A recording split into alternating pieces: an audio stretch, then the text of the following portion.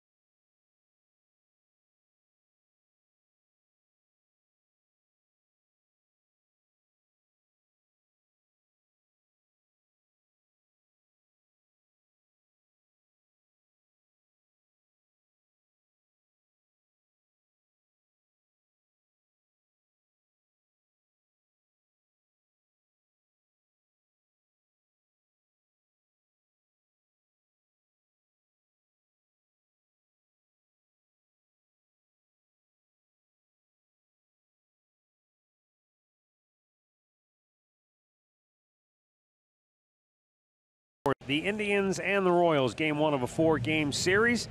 Indians trying to tighten things up as they steamroll toward a date with the Houston Astros in the American League Divisional Series. And with more on that, we go downstairs to Andre Knott. Thank you very much, Matt. As the last 4 games of the season get ready to get underway, I had a chance to sit down with Indians general manager Mike Chernoff, and we talked a little bit about where this team is going as they prepare to get ready for the playoffs, but also just having 4 starters get 200 strikeouts and the importance of having a roster that's breaking records as they continue to win games. It's funny, we don't often think about accomplishments like that until it's sort of you're in the moment or it's about to happen.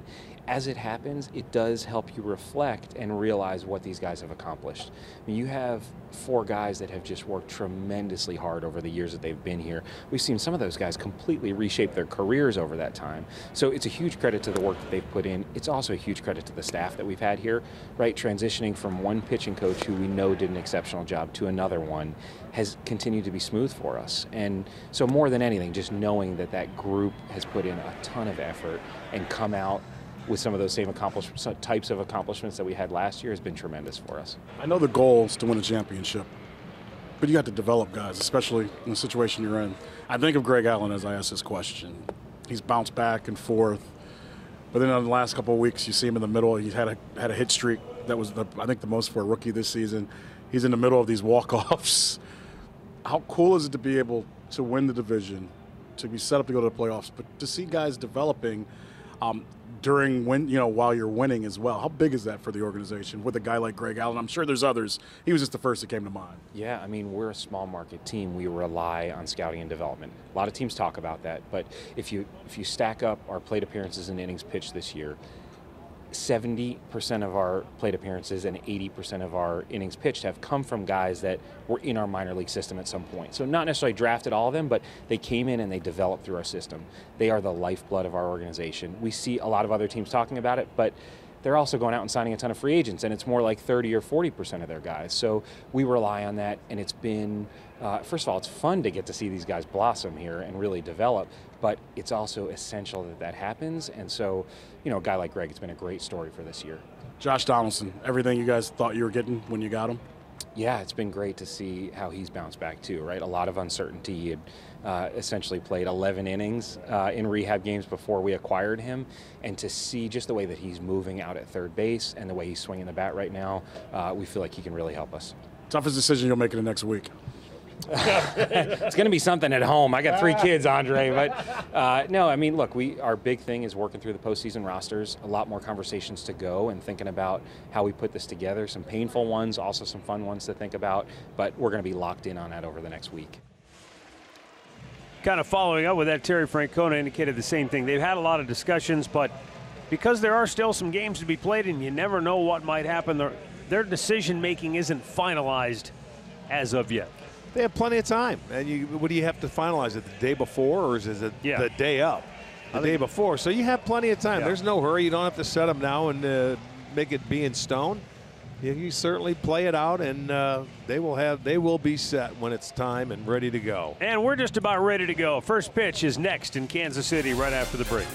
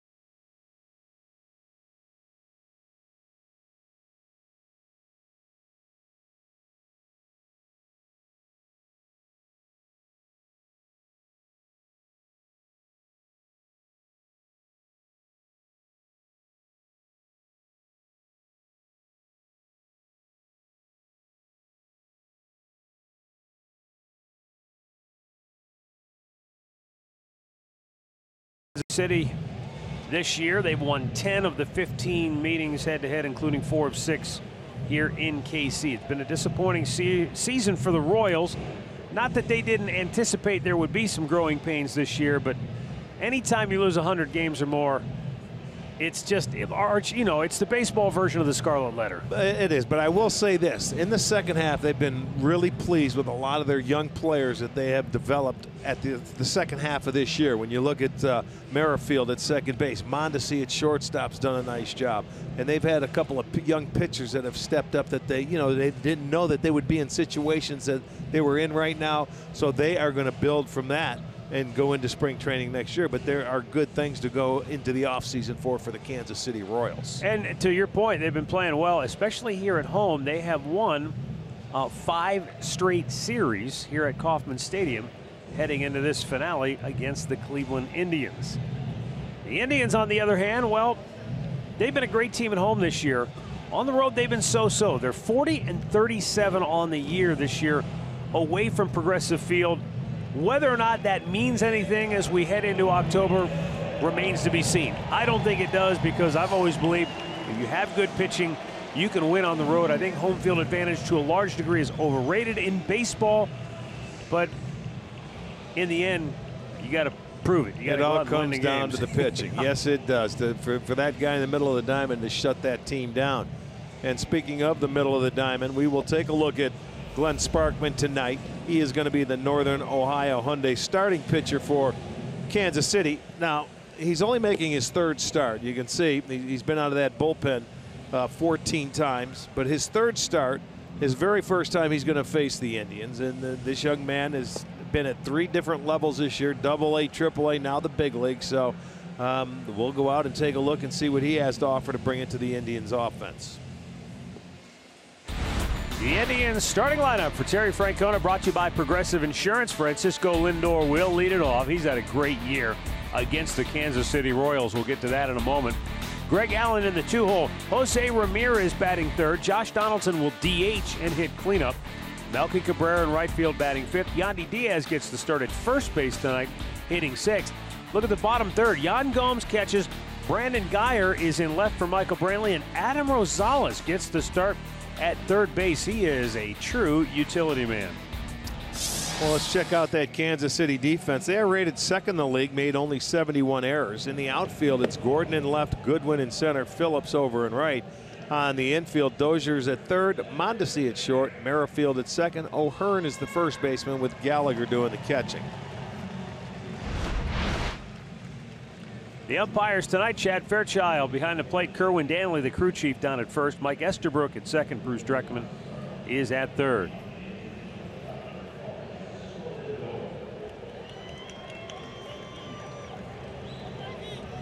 So Lindor will lead it off, and boy, what a season I said he's had against Kansas City. How about a .330 average against Royals pitching this year, to go along with 6 home runs and 14 runs batted in. We're underway. It's a first pitch strike from Glenn Sparkman.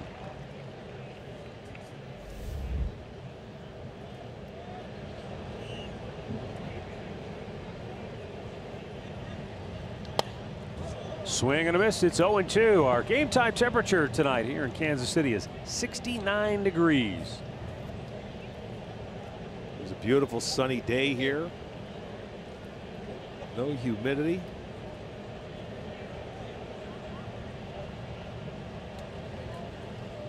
And on 3 pitches, he couldn't hold on to it, so Lindor stays alive.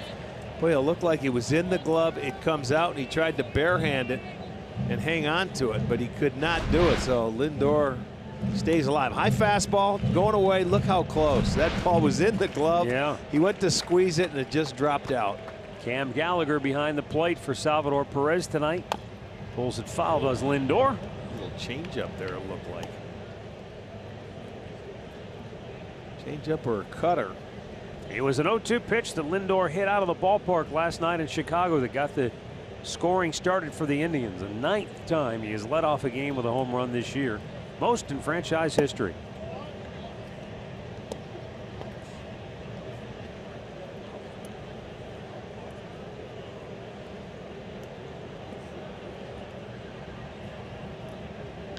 And he shoots it toward center field for a base hit. So on a 1-2 pitch, Lindor gets the Indians started with a single. He gets the extra swing because the catcher couldn't keep that ball in his glove, and he gets a base hit. Take a look at this pitch down and away. That was on our Nissan pitch tracker. Really a good pitch by Sparkman, but good hitters find a way to get base hits, and Lindor did just that, staying on the baseball.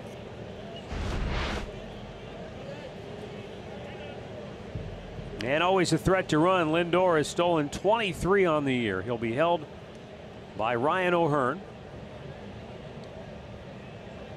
Greg Allen in the 2-hole tonight. Takes a fastball right down the heart of the plate for a strike.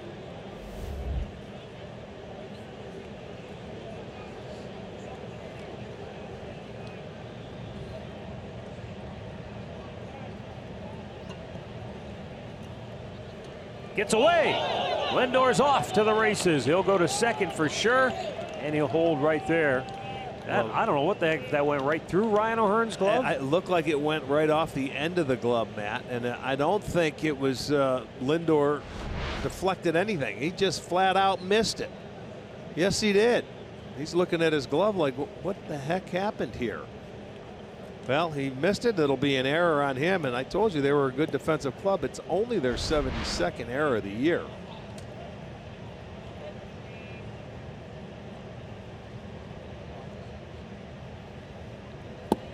Greg Allen squared the bunt, but the pitch dipped low, 1-1. Allen has a hit in 4 straight games this year. And we just got a balk. That'll move Lindor to third. Home plate umpire Chad Fairchild called it. He must have started, you know, and then hesitated because no one saw it. But let's see if he flinches here. There it is. Right there, you can see his body move, and the home plate umpire says, I got you. Give him third. Well, they're going to try and give him a run here. And now Greg Allen takes a fastball up and away, 2-1. So how about that? Allen started this at bat thinking, well, I'm going to go for a base hit. And an errant throw put Lindor in scoring position. Then he thought, well, I'll try to bunt him. Then a balk has him at third. And now he's thinking, I just got to put the ball in play and I can get him home. Yeah, ground ball up the middle. Second or short will score a run. At the corners, they're even with the bag. Now he's going back at first. So ground ball, score a run on the right side. And Greg was trying to pull it over there, but out in front of it, stays 2-2. This is always a good at-bat to have in your first at-bat of the game. It's like a free one. You've got a man on third base. There's less than 2 outs. Just put it in play and you'll have the lead.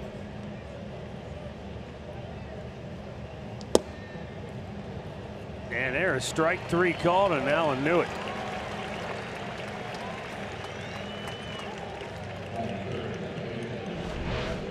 Well, let's see the pitch here. It's a fastball, and it stayed down. It was about knee high, and he got the call, and it had plenty of plate. So that's going to bring up Jose Ramirez with 3 on the right side of the infield, but they are deep. So another opportunity to just put the ball in play and get the first run of the game home. Dips low, ball 1.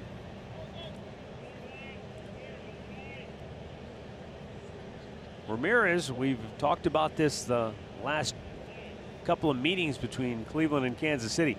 He has been held in check by the Royals pitching staff this year. They've held him to a 192 average against.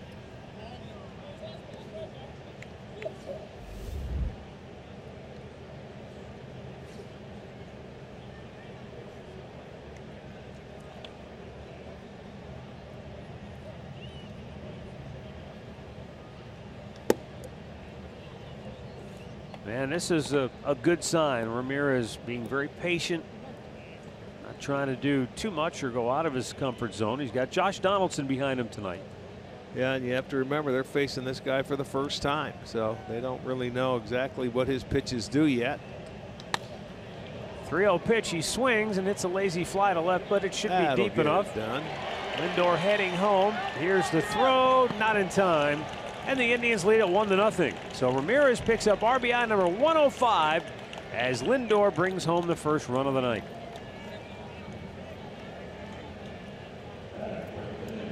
Tonight's storylines are brought to you by Wayside Furniture. The Indians are averaging almost 5.5 runs a game in the division this year. And the Tribe's bullpen has really done a nice job against Kansas City overall this year.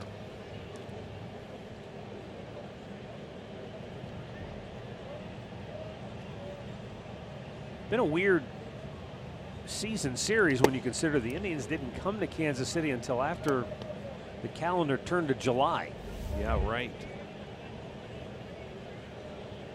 Josh Donaldson, last 7 games, he's gone 6 for 21, including 7 walks, 4 of them coming last night.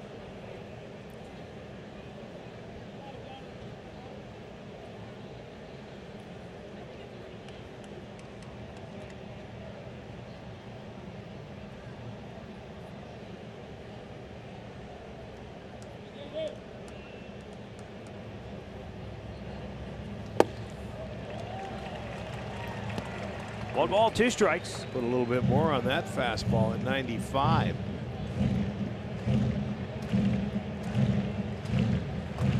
How important is getting that first run home in this inning? Well, when the Indians score first this year, 63-27 is their record. Donaldson slams one into center field for a base hit to keep the inning alive.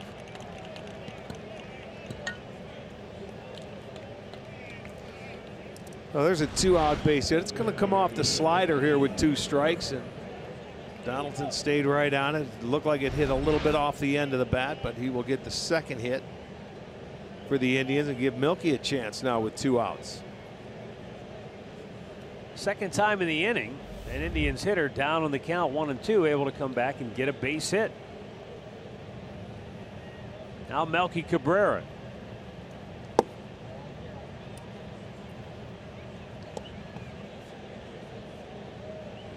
The Milkman rides a 6-game hitting streak into tonight's affair.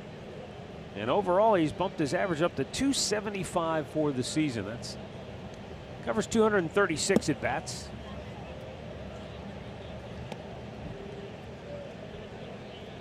It does sort of make you wonder, though, had he started the season, in other words, had he gone to spring training and gone the whole gamut with the Indians, what kind of numbers he may have put up in this lineup with the hitters around him. Well, that's a good question. There's a fly ball, deep right field. Back is Phillips. He reaches up and makes the catch to end the inning. Indians get the first run. The Royals are coming to bat.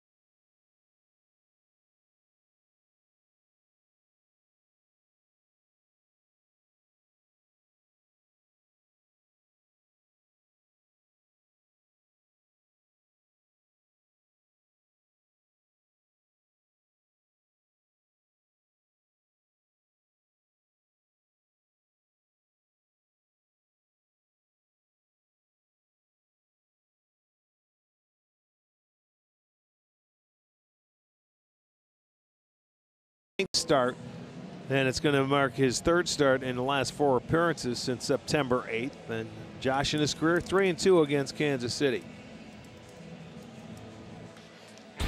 Starting lineup for the Royals for Ned Yost looks like this: Whit Merrifield, Adalberto Mondesi, Alex Gordon, Salvador Perez, Ryan O'Hearn, Hunter Dozier, Brian Goodwin, Cam Gallagher, and Brett Phillips. He has some 5 left-handed bats in there tonight against Josh Tomlin. And this guy at the plate leading off, woo, what a year he's had for the Royals. Whit Merrifield is batting .303 on the season. He rides a 16-game hitting streak into the final 4 games of this season. You know, and here's something else to just chew on. When you think about most sports, all right, think about basketball. What do we celebrate? Who scores the most points, right? Right. In football, who throws for the most yards, who catches the most touchdown passes. Right. Only in baseball do we have this obsession with average. Yeah. And you think about it, Whit Merrifield has the most hits. Right. Shouldn't that be really what is the number one thing in baseball? Not the batting crown for average, but who has the most hits? And the guys that get the most hits are going to be right around that 200 mark. And there's another one.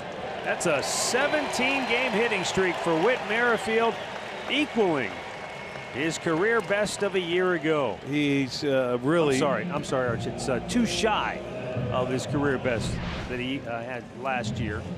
He had a 19-gamer last year. Look at him dig that pitch out, man, from down and in. Gets the shovel out and serves it into right. This guy's a really good hitter.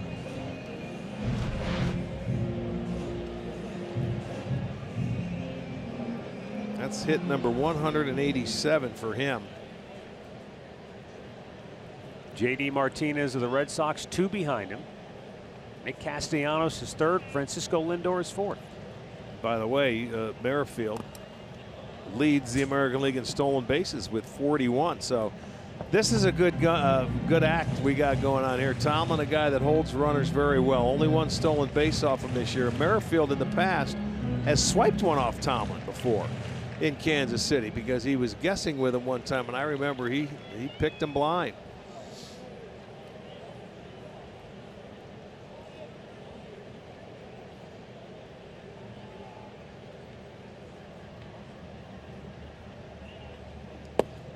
Pitch is outside, 1-1. I guess if you really want to dig into it, I guess because of the walk, the average is more important, because if you're a good hitter, they can work around you and put you on base. Yeah. So you wouldn't be able to get as many hits. Right. They can pitch around you, and that's what they do. And depends on how good you are in your lineup.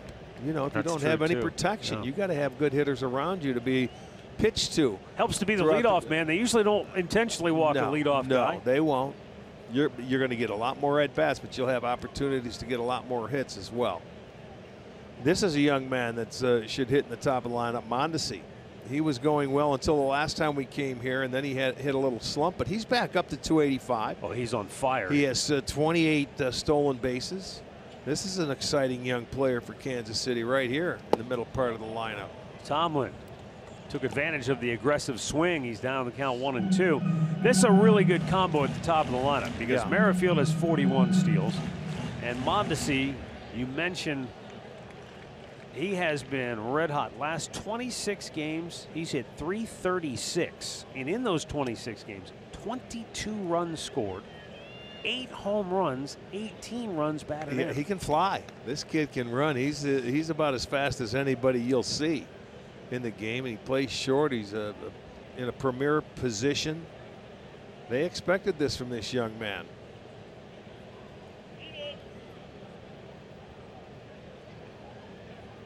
Tomlin with a quick throw over, back diving safely, Merrifield.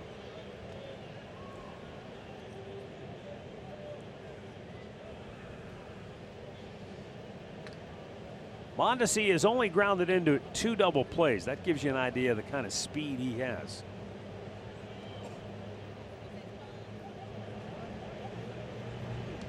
Oh, that might leave a mark. It usually takes care of a little bit of your speed too for the next few pitches. You just get up and you let the stinging go away, and it goes right down on the shin, right on the front part of the shin. Ooh, that hurts.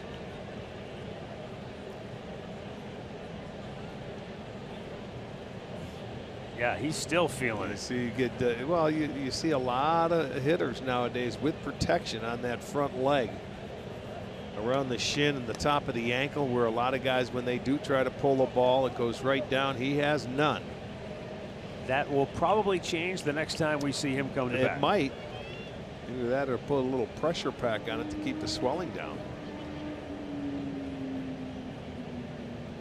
The 1-2 pitch, Great the runner jump. goes, and the throw is a good one, and they got him. Yan Gomes with a good pitch down to Francisco Lindor, and then Lindor had to be pretty steady to hold his ground because Merrifield went in there, showed him the left hand, tried to pull it back, but Lindor says, wait a minute, that's my move.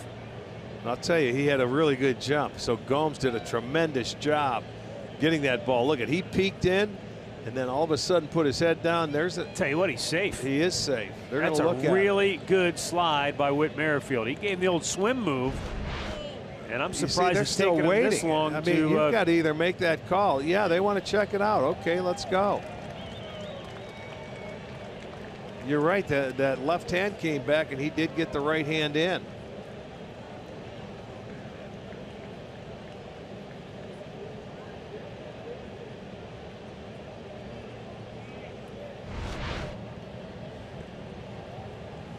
So they'll take a look. I'm sure they'll see what we saw, which was Merrifield with that swim move did a really good job of getting the right hand in before the tag was applied. Yeah, sure looks like he did. The crowd there showing it on the scoreboard here. Just that's the same shot you're seeing at home. But he was called out.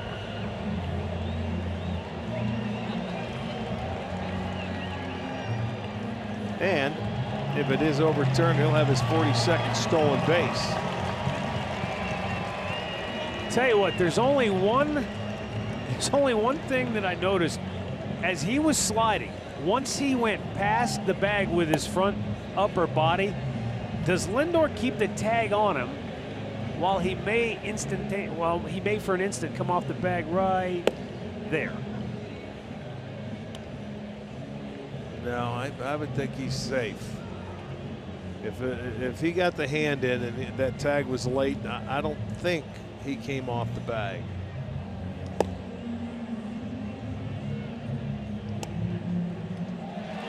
There you go, stolen base. 42 for Merrifield. Good slide.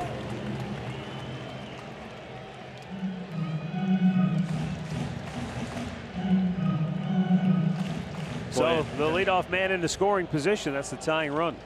That's one middle infielder talking to another one. I told you, I got my hand around you. Well, they both wear the sliding glove, and Lindor's had a problem of being safe, but then being called out as Mondesi goes down swinging for the first out of the inning. Lindor's been called out a couple of times because he has instantaneous, just for a moment, he has come off the bag, and they've kept the tag on. About 3 times this year, 3 or 4 times. And I thought it looked like just for a split second, which is all it takes on replay, that Lindor had the tag on Merrifield as he was sliding over top of the bag, but they probably weren't even looking at that. You know, you're right. It is just a frame. One little frame that is so quick. It's less than the blink of an eye. Shallow left. Out goes Rosales, the third baseman tonight. And throws back to second, and just back in safely was Merrifield, and there are 2 down. Let's check out the Indians defense now, brought to you by Ram. Looks like this. Geyer in left, Allen in center, Cabrera in right. On the infield, Rosales and Lindor on the left side, Ramirez and Diaz on the right with Gomes catching. And the batter now is Salvador Perez. The Royals DH batting cleanup tonight. He's got a runner at second, excuse me, with 2 down. Perez riding a 5-game hitting streak. He has gone 6 for his last 18. Well, I'll tell you what, if I'm Josh, I might walk him here. hit 500 off him, 20 for 40 in his career. I remember this goes back, and he can throw anything up there, and it seems like Perez gets a hit. 6 ribbies off him.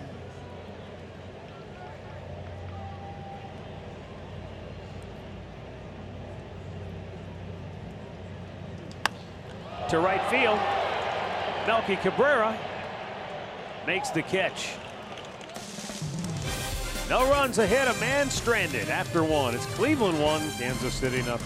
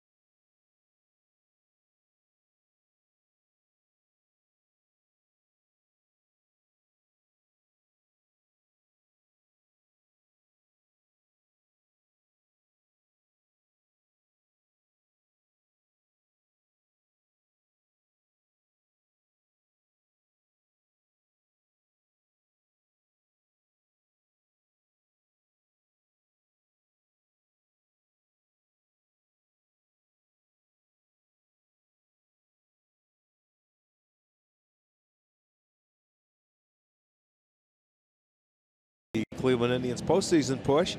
You can get Indians home screen icons and features such as live radio broadcast, the MLB TV game of the day, pitch tracking, in-game highlights, stats, news, and more. Download MLB at Bat today. Yandy Diaz leading off the 2nd inning for Cleveland.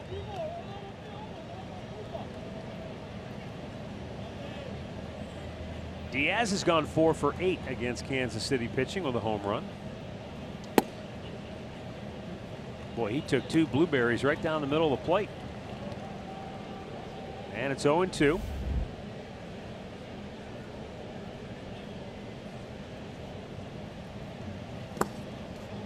In the dirt.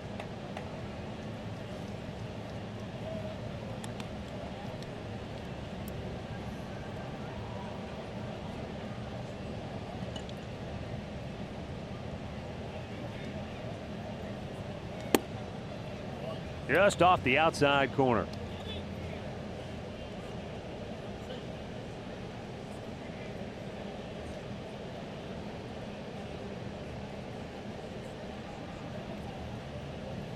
And Yandy shoots it the other way. That gets down. Phillips trying to cut it off. He will. But he'll have no chance to get Yandy, who goes headlong into second base with a leadoff double. That was a pretty good job of hitting right there by Diaz, getting that ball down and away and shooting it that way. And I'm not so sure that Phillips, if I want to check his back foot, if it slipped, because he has a tremendous arm at right. Gets over to the wall and just, I don't know if it got stuck, but he was lucky to get it in. I mean, you're on the dead Pinned sprint. himself, yeah. You got to take a step or two just to get yourself gathered. That was really a good job of hitting. Yandy gets his 4th double. Fell behind 0-2 and then just hit a P down the right field line. Well, now Yan Gomes.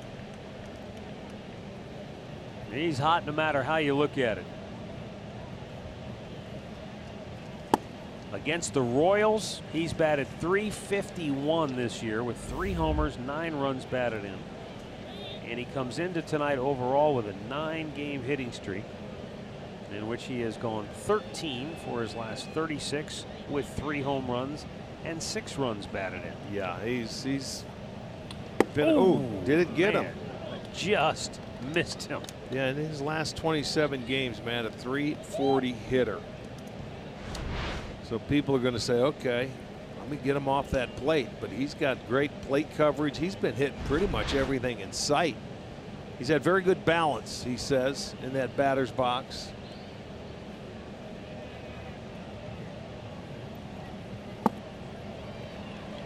There's a pretty good rip and an off-speed pitch, and it's 1-2.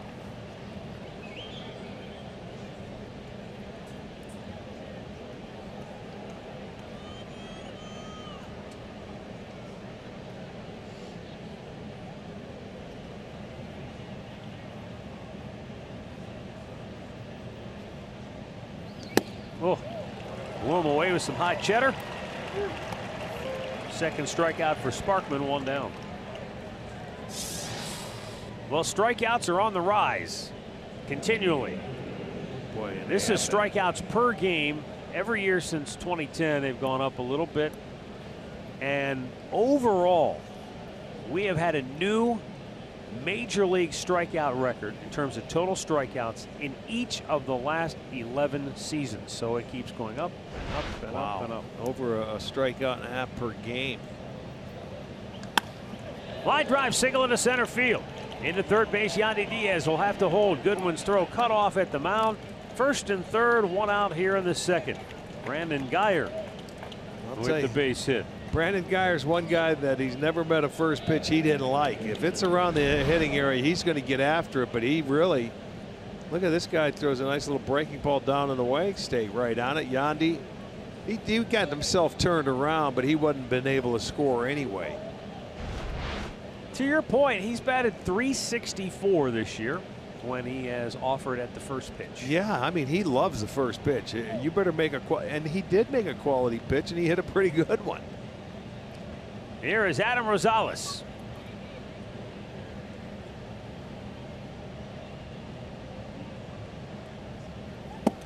Rosales getting the start tonight. And everybody who I'm sure was very concerned last night when Eric Gonzalez was hit in the left side of the batting helmet, right on the ear flap by a pitch against the White Sox. He was dinged up pretty good. He is in concussion protocol. And everybody hoping for a very speedy recovery by Gonzalez. Rosales pops one, center field. Goodwin charging in, Diaz tagging, and he's going to put the brakes on. And the throw is well up the line, but you can't count on that. 2 away. This was last night, in case you missed it. It was scary. Oh, boy. Yes, it was. You hate to see that. In a game like that last night, that guy on the mound shouldn't even have been in there. As wild as he was, he had Geyer in the middle of the back too. Same inning. Same inning, and it was, you know, it was just, it's the last thing you want to see. Well, the good news is we saw Eric, you know, he got on the plane last night. Andre, anything new to add to this? No, he's smiling. He was eating a little bit earlier when I talked to him. He's out here right now in the dugout. He feels well. The problem he had, he couldn't keep any food down last night, but today he was able to wake up. And his eyes are clear and he feels good. But the comment that Arch made was a sentiment from a lot of the starting pitchers from the Cleveland Indians. They couldn't understand why the White Sox allowed that guy to continue pitching in the game.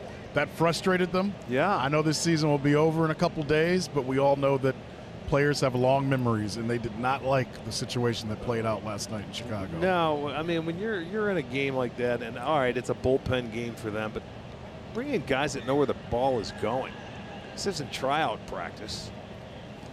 Yeah, I don't think anyone was insinuating that there was intent, but it was just the fact that this guy doesn't know where it's going. Yeah, he shouldn't even be called up.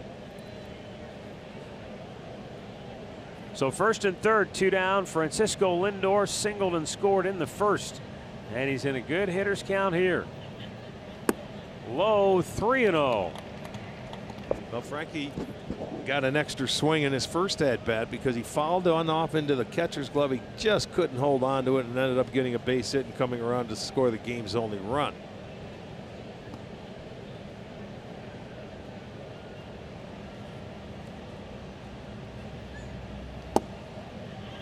Called a strike. barely nicked the outside corner with that fastball. Well, Sparkman is concentrating on trying to keep the ball down. I will say that for him until he gets the 2 strikes. Then he wants to elevate it.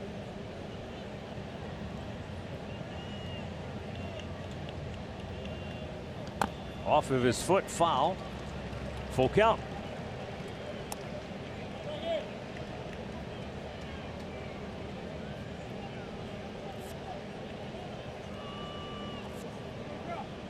"37 homers, 42 doubles, 90 runs batted in for one Francisco Lindor."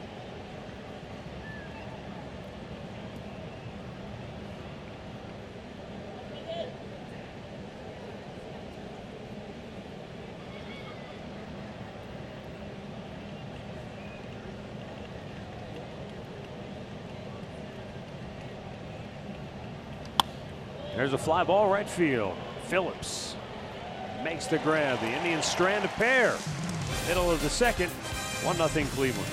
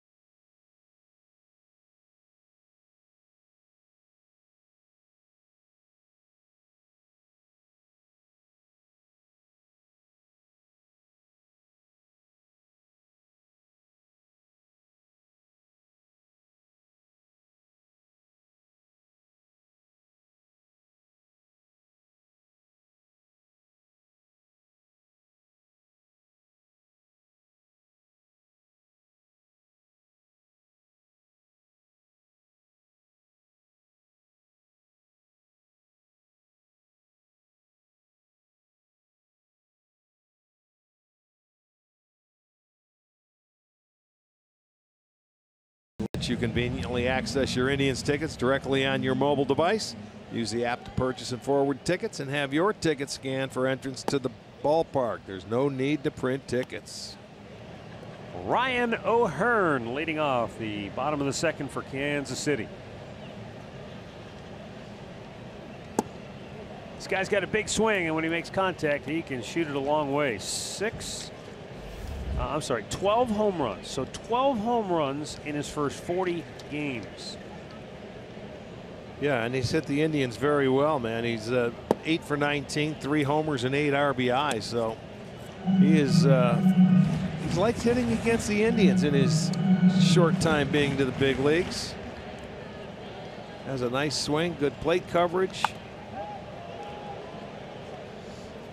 Along with the guy to follow, some young players that they're getting a good look at this year as we talked about their second half.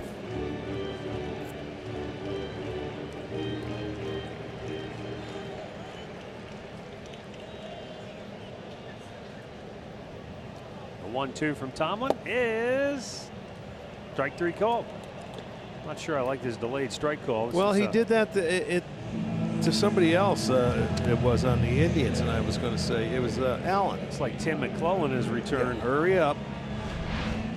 You know, it's a little delayed reaction. He may say something down there vocally, but you don't hear it up here. Hunter Dozier. Curveball strike. He's been in a bit of a free fall of late. 6 hits in his last 33 at bats, and that included An 0 for 17 spell. Well, like a lot of young hitters, you know, we've seen him when he was hot for a series. And when it's your first time in the big leagues and you're going around, every team has a different way of pitching to you.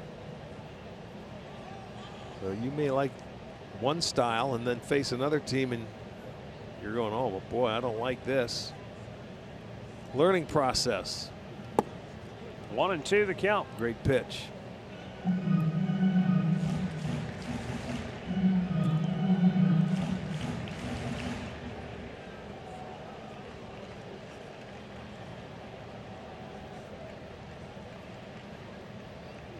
Off the end of the bat, that's going to drop for a hit. It looked like he made a pretty good pitch there that Dozier ended up hitting it off the end of the bat.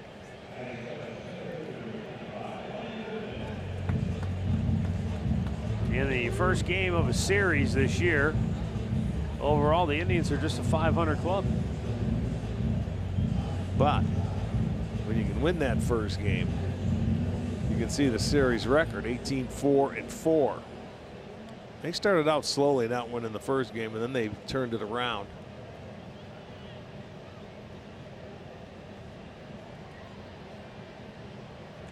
Brian Goodwin, the batter.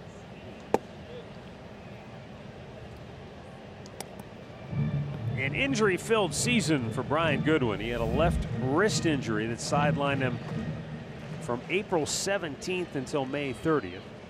And then a left groin injury cost him 29 games between July 31st and August 30th. Yeah, and then that's a couple of months missing the season. That's hard to get anything going. Yeah. Yeah, we always talk about guys who miss time and then come back in the middle of the year and you trying to make up for time. Right. You have two big chunks of the season. And one cut was out. early and one was late. So you're coming back in. You're right. Tied him up. 0-2.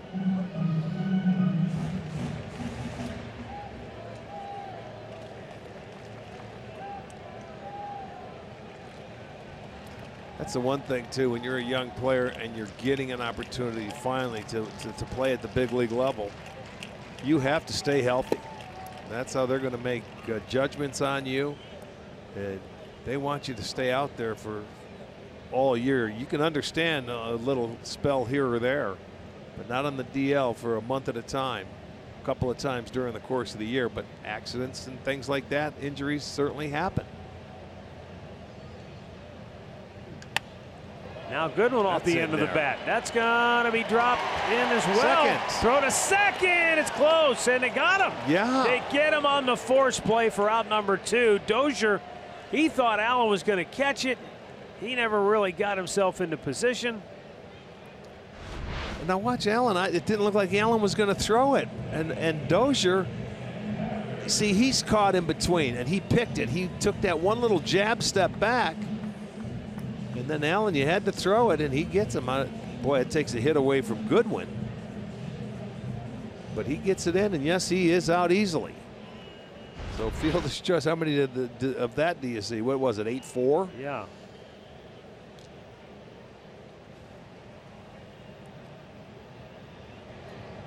Cam Gallagher. He's in there behind the plate tonight. Did not play in any of the last 3 games.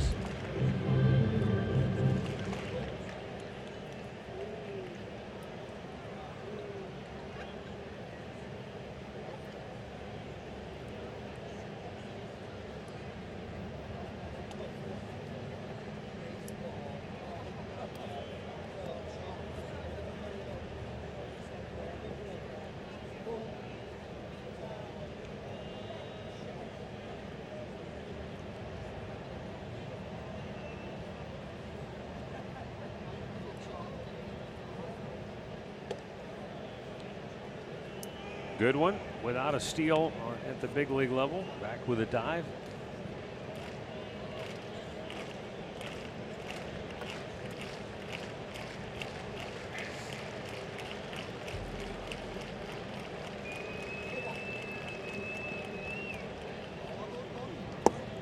Good pitch, slow curveball in there. It's 0-2.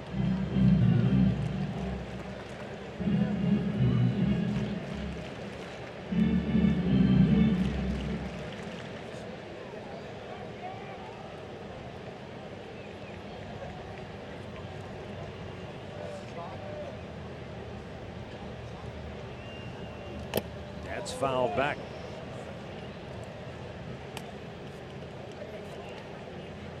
Ball ricocheted right into the on-deck circle, and Phillips, the on-deck hitter, he came right into his swing plane. Kidding loose. He almost tried to bunt the ball.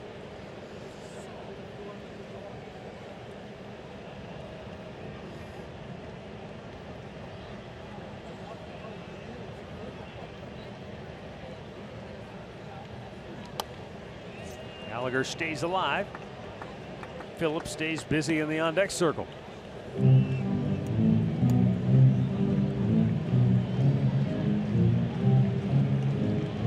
Last one hit off the screen and came right down to him.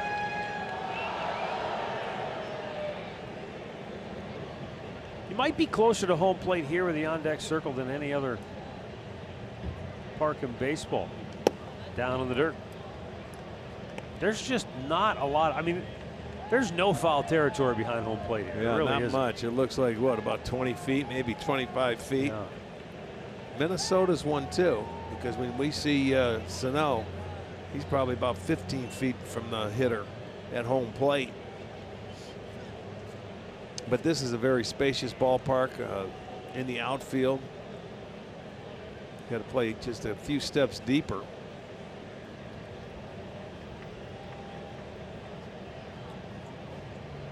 Swing and a miss. Josh Tomlin gets his third strikeout in 2 shutout innings of work. The Indians 1 and the Royals nothing.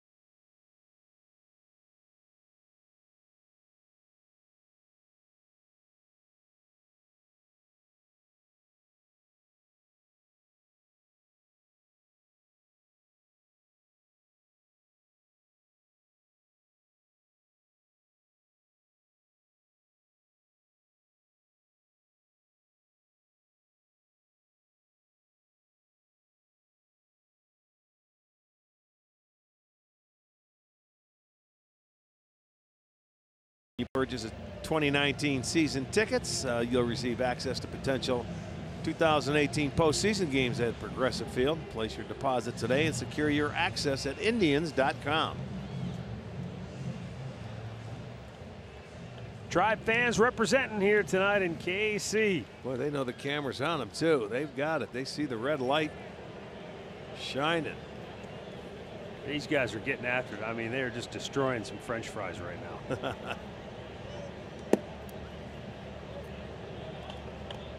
Greg Allen called out on strikes his first time up.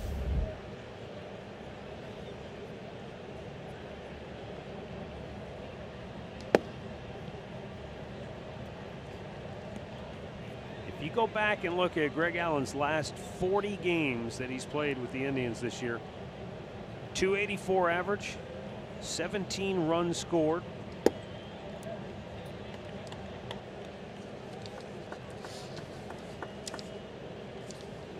was looking at Greg's numbers month by month, and his batting average just continues to climb. It gets better every month.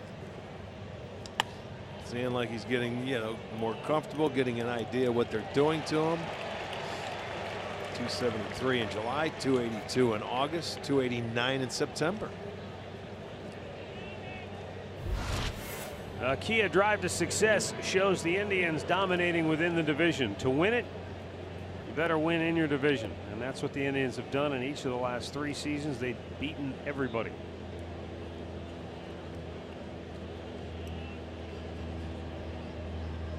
Jose Ramirez, a sacrifice fly for the game's only run in the first inning.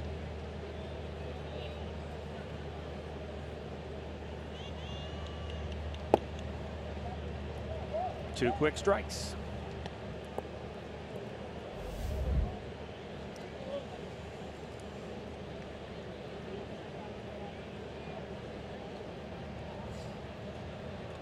In the dirt.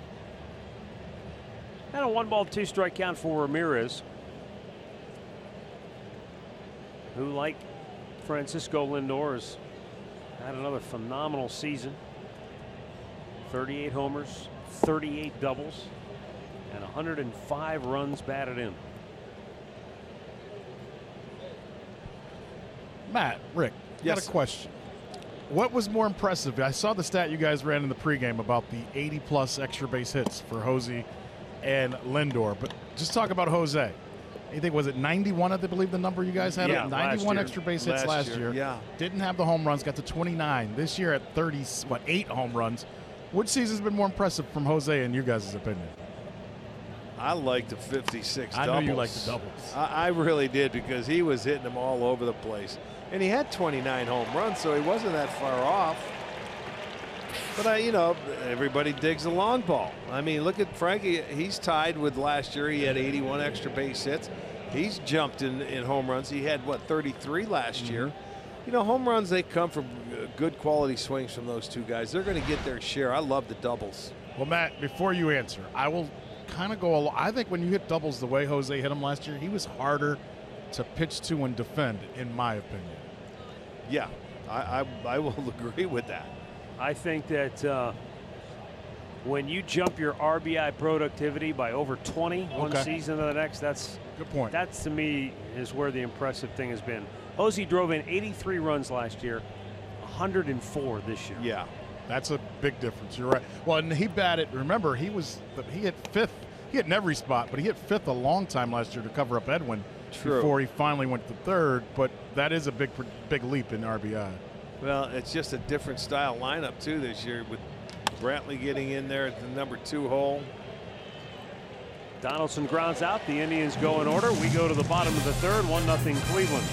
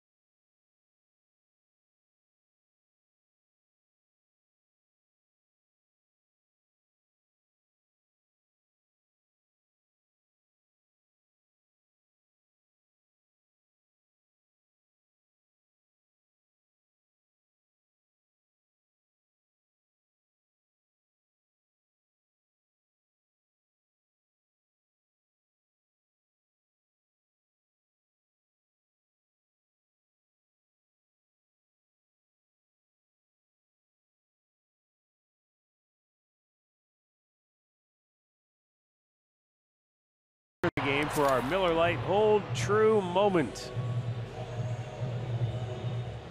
We go to the bottom of the third. It's 1-0 Cleveland, and Brett Phillips leads it off for the Royals. Last time we saw Phillips, he was slamming into the outfield wall in Cleveland, and that cost him the next 10 games.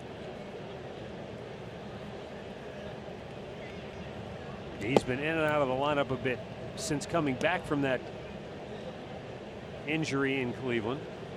But good to see him back playing, period. He slammed into that wall. Boy, did he full ever. head of steam. That was scary, wasn't it?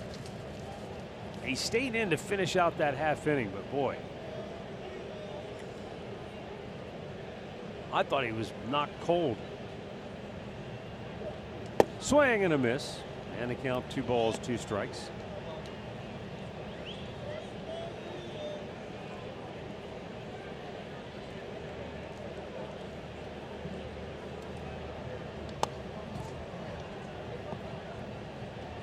Well, the one thing Phillips is going to have to do in this lineup is to try and put the ball in play a little bit more. Struck out 59 times in his 129 at-bats between here and Milwaukee.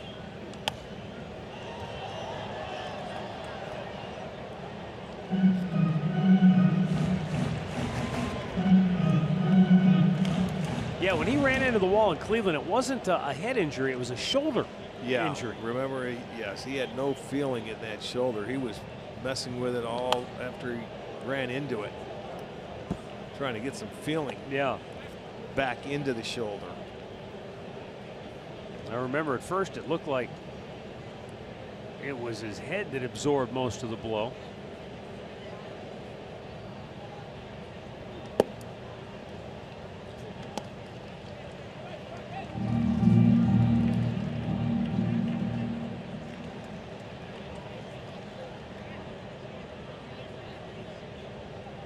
And the 3-2 pitch is swung on and missed.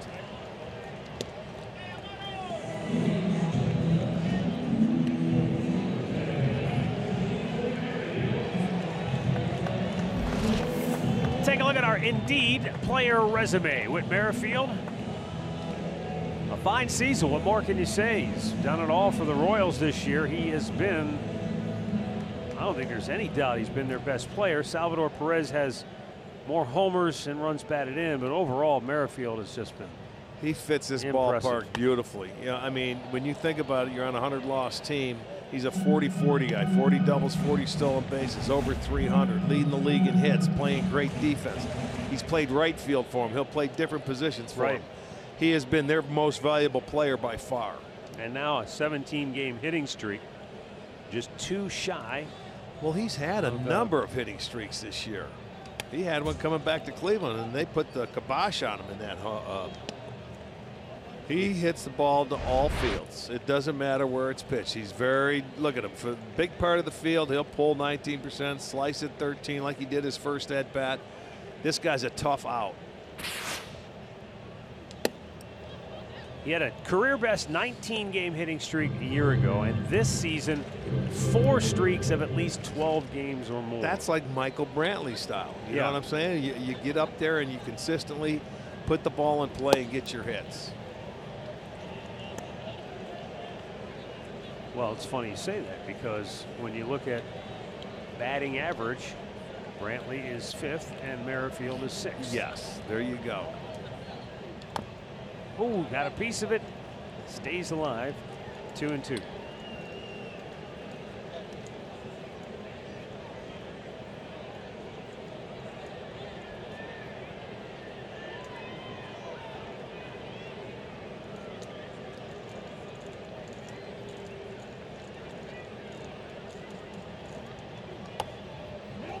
Up the first baseline. Boy, you couldn't have asked for an easier out if you're Yandy Diaz. 2 away. And Tomlin will face Adalberto Mondesi, whom he struck out against the first time up.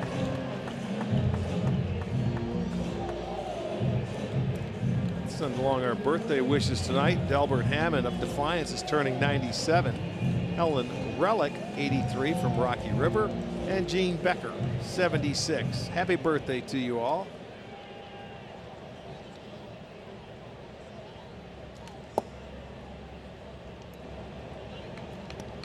Tomlin pitched 2 innings out of the bullpen just 4 nights ago against Boston. 2 one-hit shutout innings against the Red Sox in that game. Yeah, he got the win in that ball game.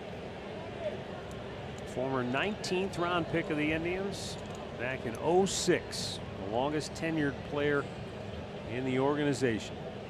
And the 2-0 is hit well.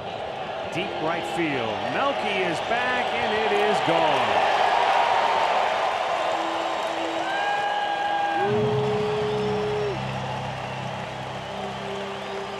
Mondesi's 13th home run of the year ties the game at 1 here in the 3rd inning.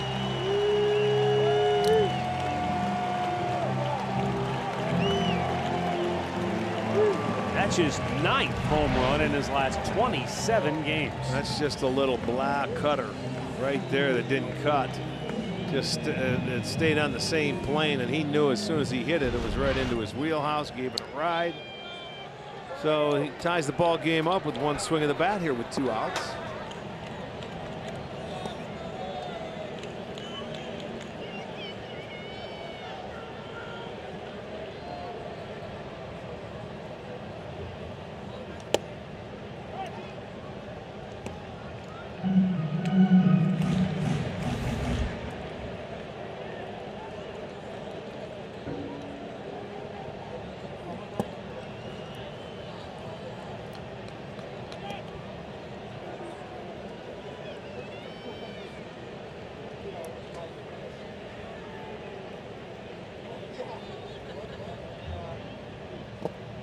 Down in the dirt.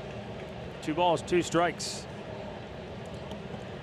Gordon has batted just .200 on the year against Indians pitching.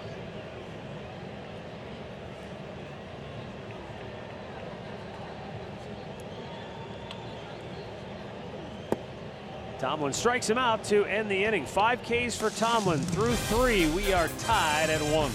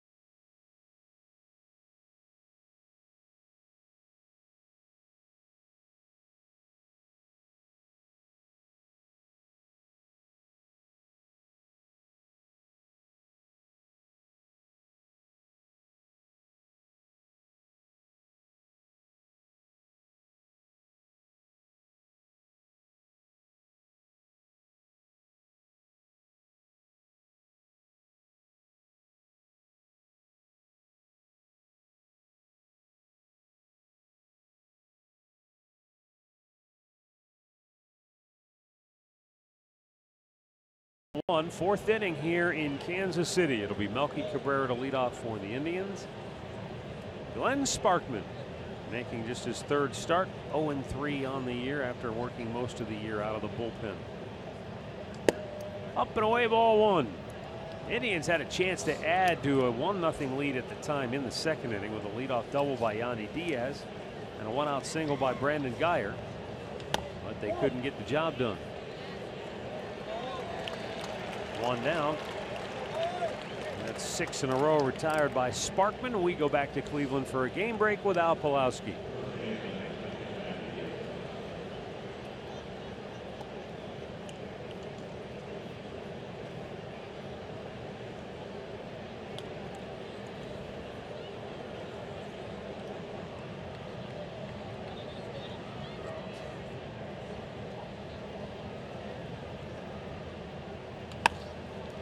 Banks out, banged up the middle by Yandy Diaz. A one-out single, and he's 2 for 2 tonight. He's swinging a pretty hot bat. That's 11 hits now in his last 30 trips to the plate.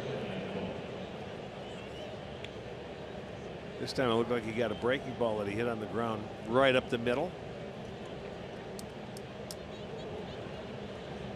And Yan Gomes, who struck out his first time up to the plate.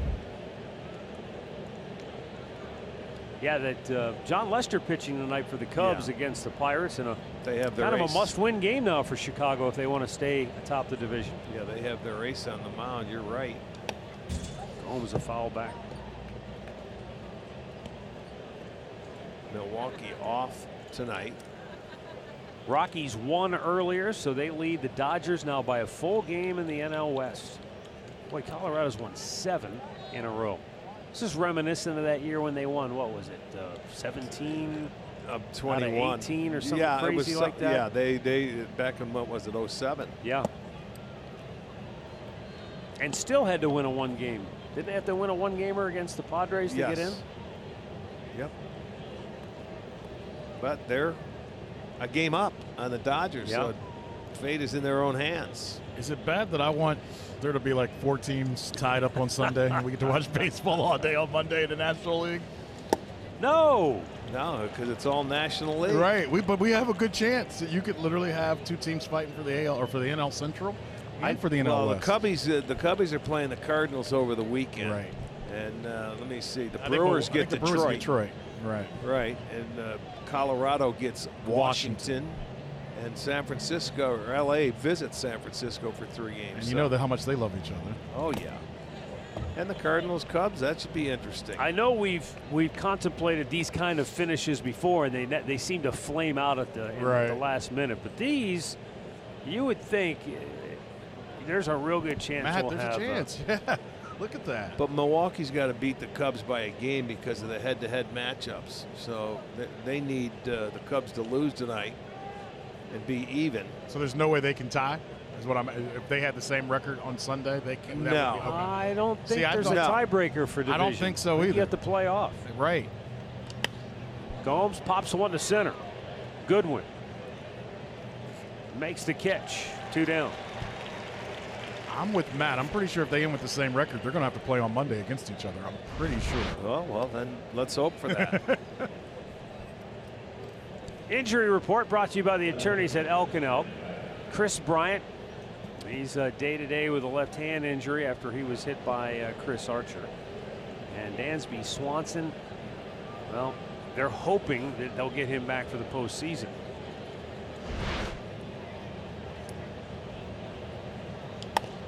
Fouled up the third base side by Geyer. If I remember reading right about Swanson, it was not a bone issue, but some kind of a ligament problem in his hand.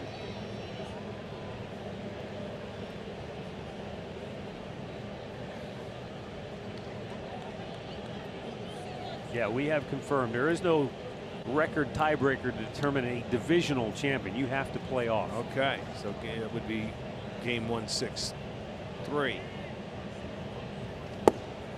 Yeah, and that's the other sort of little nugget or tidbit about that is that we always think of a playoff game as a postseason game, but they actually count that as an extra regular season game. Right.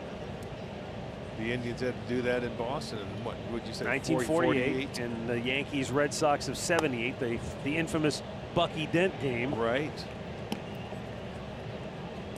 Remember that one well. So does Mike Torres. Well, the Indians beat the Yankees on the last game of the season. Don't say the Indians. You. No. You Rick and your Waits. Cleveland Indians. No, the Cleveland Indians beat them, and they had forced them to go into Boston.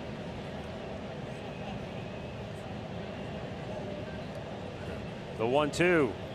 Geyer with a ground ball to short. Mondesi. Look at that arm. On the money. Middle of the 4th. 1-1 in Kansas City.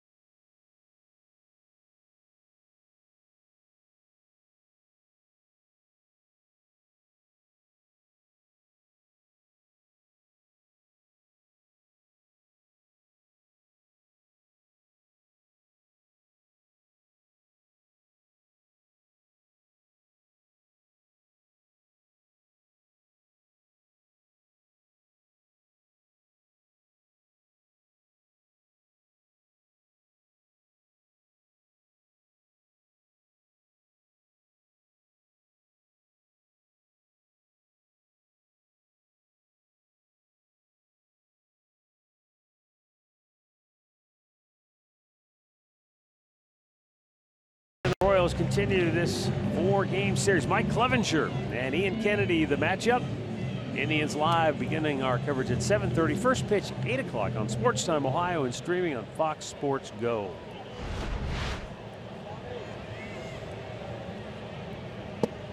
Josh Tomlin with a fastball strike to Salvador Perez, who flied to right his only time up.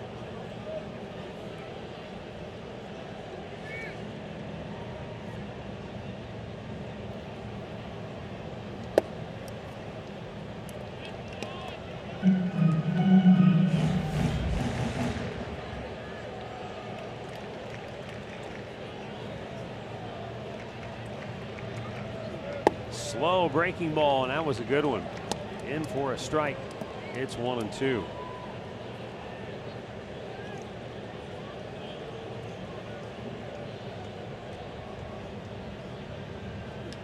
Reached for it. Lindor can wait back on it, take his time. 1 down. Our great clip of the game from last night. Shane Bieber. He's done a tremendous job all season long. Last night, 11 strikeouts. No, 9 strikeouts. Well, he mixed it well again. Yeah. 3 hits he was dealing. He really was. What a way to end your rookie season. No runs allowed. 11 wins. And what Terry Francona is most impressed about is that, here's a young guy, a rookie, who stepped into a rotation already stacked with veterans and guys who expected big things, trying to get to the playoffs, want to win a world championship. And he didn't back down. No shrinking violet. He stepped right in there and pitched with those guys all season long. Did a really, really good job. And his season isn't over by a long shot. They don't have a defined role or exactly how it's going to work out in October, but he is very much in the mix because Tito feels like he can be a weapon one way or the other. Absolutely. I would certainly expect to see him in the pen.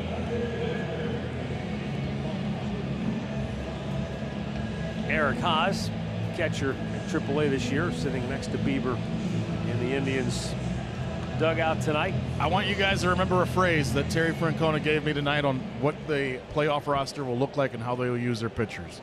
He won't say who will be where and how they'll be used, but they plan on maximizing the 25 guys that they have. They're going to maximize their roster, is what he continued to say. And he says, hopefully they get through the weekend healthy and they'll explain it, but they want to get the best out of everybody they have. And I bring that up because you bring up Shane Bieber. They're going to use him, and he's going to be out of the pen, but he's going to be an important part as well. And again, that speaks to just how impressive he's been as a rookie. He hasn't just played a co-starring role or it's not a bit part. He's been an important guy for him. Meanwhile, Josh Tomlin cruises through the 4th, 3 up, 3 down for the first time tonight. 1-1 in Kansas City.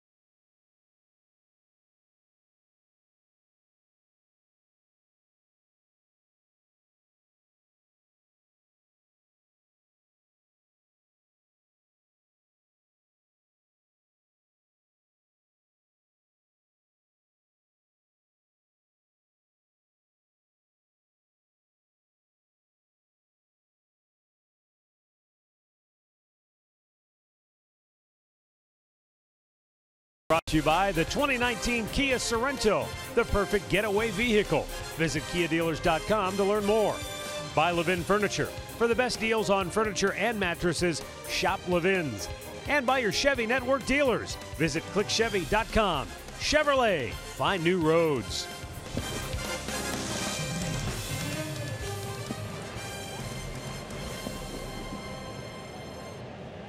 Adam Rosales leading off for the Indians here in the 5th inning. Ground ball to third. Dozier with a throw across. Good stretch by O'Hearn, 1 down. I don't think Rosales believes in getting deep into the count, man. He likes to get up there and get after it. Well, nothing wrong with that.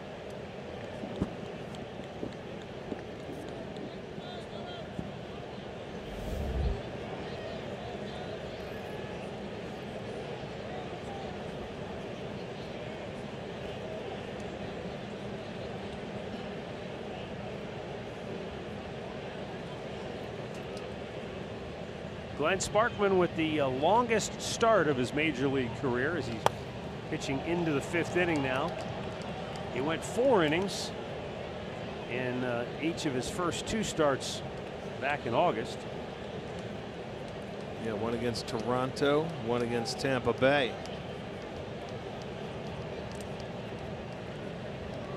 But the Indians, the way they scored the run, it was a Lindor scored on a sacrifice fly.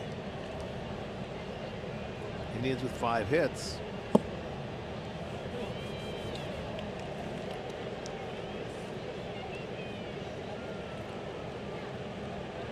He has been some kind of durable. He's a gamer. Every day he wants to be in that lineup.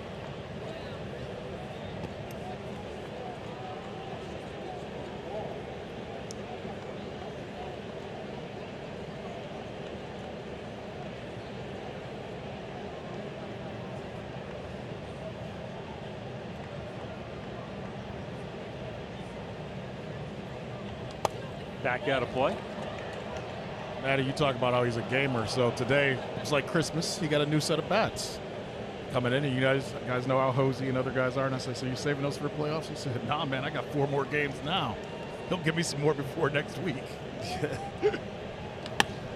Hit hard and wow, snagged is the only way I can describe it by Merrifield. 2 away. Mid-game recap brought to you by your local Toyota dealers. It was a Frankie Lindor single. Went to second on an error, got to third, and Jose Ramirez brought him home with a sac fly. That was in the 1st inning. Then in the 3rd, Adalberto Mondesi tied it with a solo home run.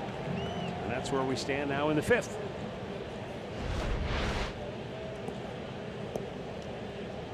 Greg Allen with 2 down is 0 for 2 tonight.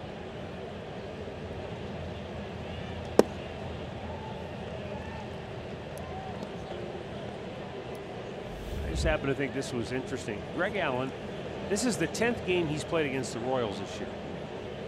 He has 5 runs batted in against Kansas City in 9 games. He has 19 for the season. Yeah. Okay. So 14 against the rest of the league. Yeah. And then some. Well, it took a while for Greg to get his first RBI because he went at least 20 at bats without a hit with a runner in scoring position, if you remember. But like I said, his batting average has gotten better in the last 3 straight months, and he's settled in. He's had a hitting streak in double digits. One thing I know, he does take a lot of pitches. You know, that fastball that's down right there, it had a pretty good part of the plate. He takes it for strike 2 and a 2-1 count. I think a lot of young hitters would swing, but he's got a good eye at the plate. Nice play by Merrifield at second base. And he took a hit away from Greg Allen as the Indians go in order for the 2nd time tonight.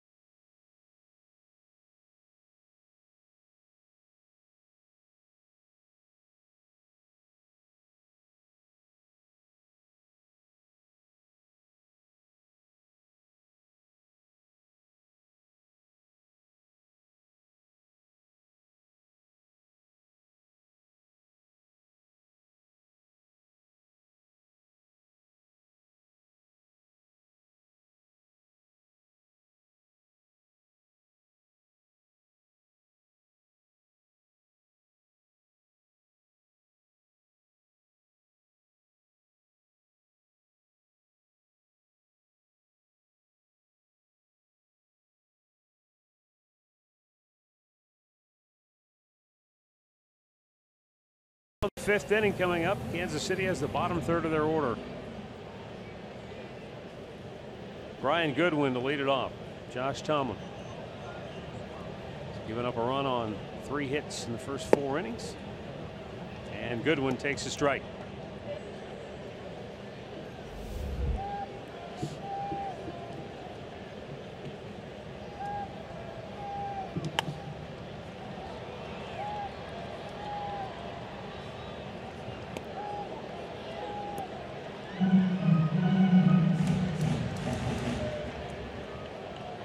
Goodwin just 1 for 10 against Indians pitching on the year.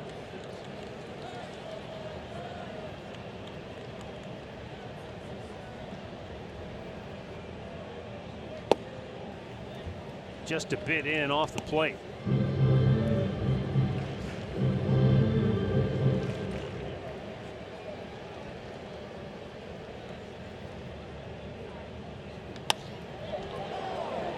Long run for Allen, and he won't get it. Had a one-hop defense and actually went up over for a ground rule double. And Goodwin has just his 4th double of the year. He was down on the count 1-2.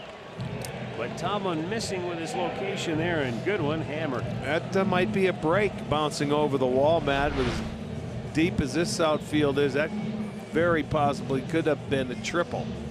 It hits the track, it bounces off that cement wall in the back, and it comes back into play. So a ground rule double for Goodwin down to the bottom part of the lineup. We'll see how they play it over here with the leadoff double. Game tied at 1 here in the bottom of the 5th.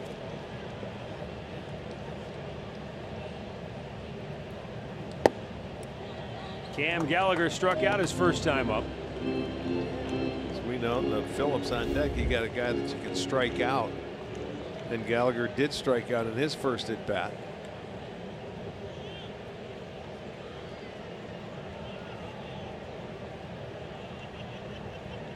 Oh, and it hit him. He just kind of crouched down. He didn't try to get out of the way. That's a catcher right there. He's used to getting hit. But you're right. He just crouched down, and the ball came down and hit him on it. Sounded like the top of the helmet. He's fine. It was a breaking ball. Certainly no intent. But watch this. Yeah, we see it throughout the course of the year. Guys just duck like that sometimes, and it just misses them. This one caught him right on the ear flap. So first and second now. Andrew Miller up in the bullpen. Tito told me before the game he definitely wants to get Andrew Miller into tonight's game one way or the other.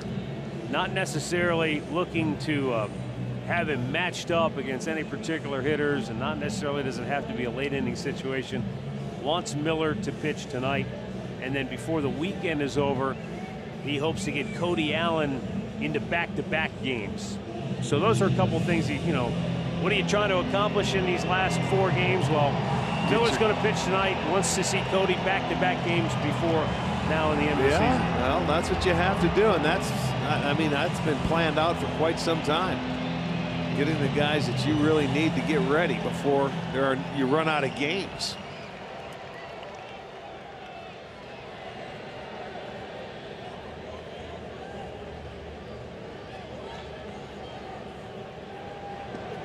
Well, guys pitching at the corner with Phillips up there. Middle infielder's about halfway.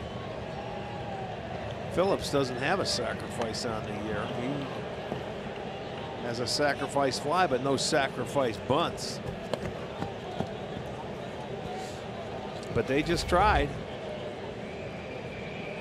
And I can see trying here because you've got Merrifield on deck, their best hitter.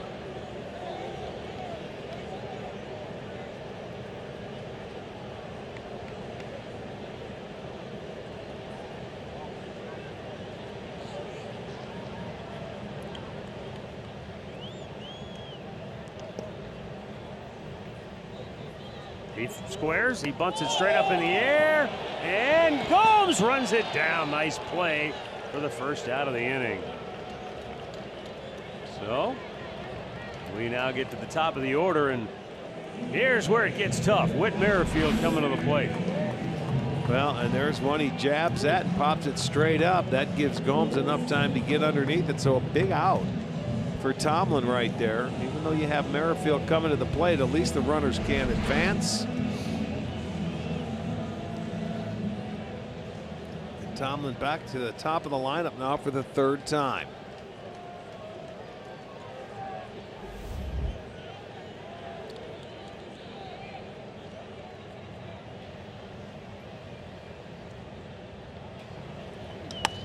Merrifield trying to plug the gap. Allen speeding over, runs it down. What a play by the rookie outfielder. I mean, that's really closing on a ball in a hurry. Well, you can see the space out there. He had a really good jump. Watch him. There it is. He is moving right now. Cutting off into that gap, and that's going to do it for Tomlin. So he got his 2 outs, and he's going to get Miller for Mondesi. So the Cleveland Clinic call to the bullpen will be made by Terry Francona with 2 outs here in the 5th inning, as Josh Tomlin will give way to Andrew Miller when we come back.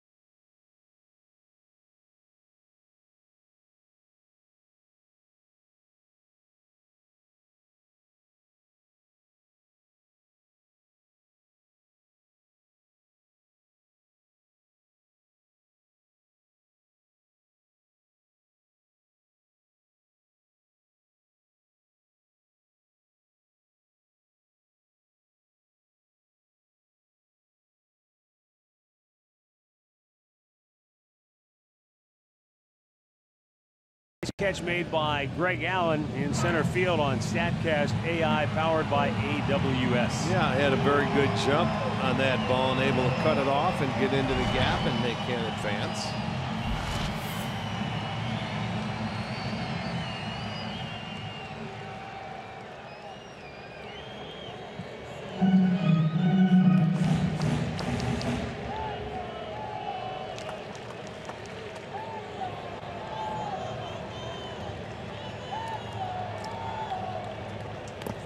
Adalberto Mondesi homered in his only, or I should say homered his last time up in the 3rd inning. Switch hitter batting right-handed against Andrew Miller. He's pretty even on his splits too, from left and right. He's hitting 287 from the right side, 283 from the left side. So pretty good balance.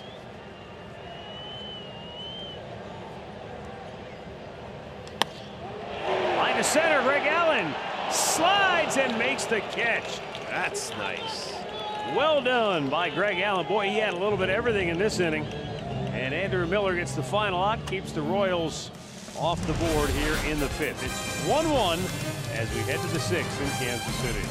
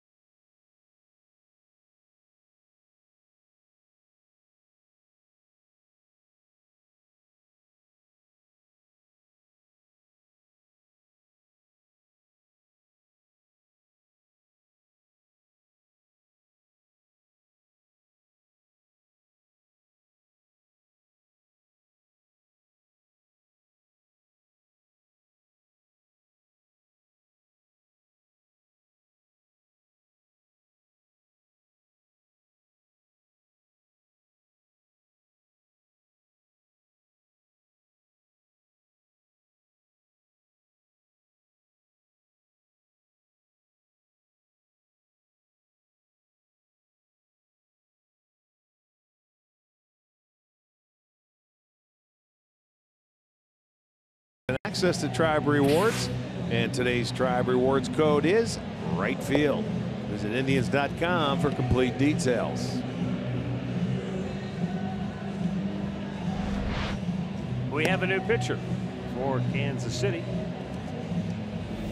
Glenn Sparkman went 5 innings, a career best for him. Gave up just the 1 run, and that was in the first inning. Ben Lively coming on to pitch here in the 6th.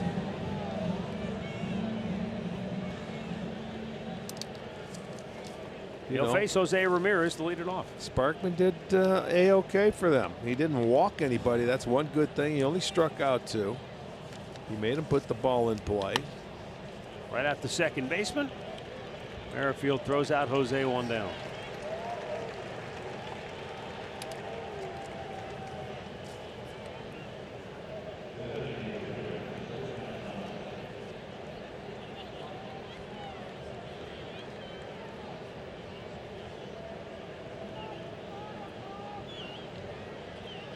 Josh Donaldson, he singled in the first, grounded out in the third.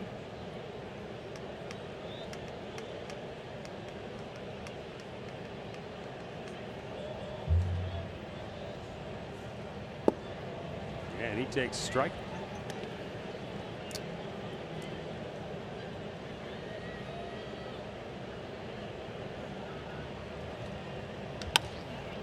Over the bag at third, it's a fair ball. Dozier, a long throw, and the bounce cost O'Hearn at first. He couldn't quite hang on to it, and Donaldson will reach. You know, this is where we talk about sometimes when the infielders get a ball, or we see Lindor going into the hole. This is one where Dozier could have one-hopped it instead of trying to make it all the way there. Throw a one-hop on the grass. He had time to do it with Donaldson running. One thing that I think some more players should learn, that was a really tough hop there for O'Hearn to try and pick. It hit him in the chest. He couldn't pin it to his body. It deflects off. And we'll see how they score that. They give him a base hit. So Donaldson 2 for 3 on the night. And Melky Cabrera riding a 6-game hitting streak coming in, 0 for 2. Fly to deep right in the first, grounded to first base in the 4th.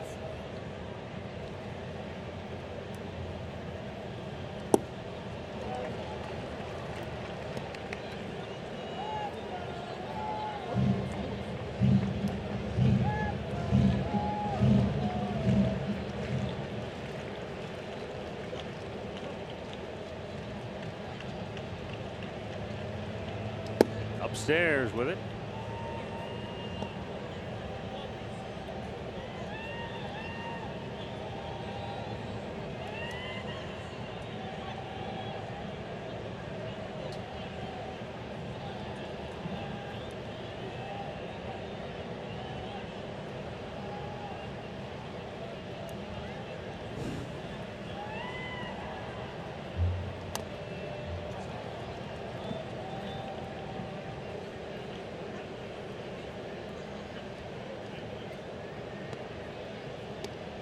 Melky checking on Cam Gallagher, the Kansas City catcher.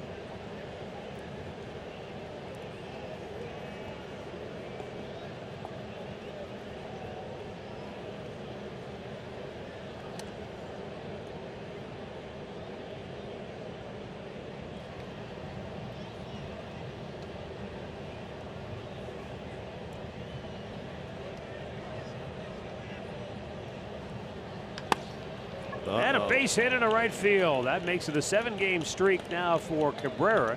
And the Indians have first and second with 1 out here in the 6th. And Yandy Diaz coming up. Can't sneak a piece of cheese by the rat. He tried to throw that fastball by him, couldn't do it. Now Yandy coming up in his 2 at-bats. He really has had 2 good base hits. That one, fastball down and away. His first at-bat for a double. Then he gets the breaking ball. Takes it right back up the middle. They didn't have 3 guys on that side, so he gets his hit. So he's 2 for 2 tonight. The Indians are trying to take the lead now.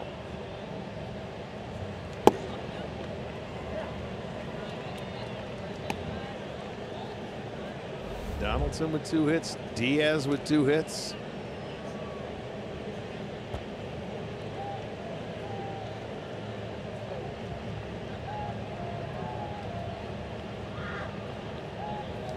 And Yandy swings and misses. Looked like maybe he was trying to pull that pitch, and it broke away from him.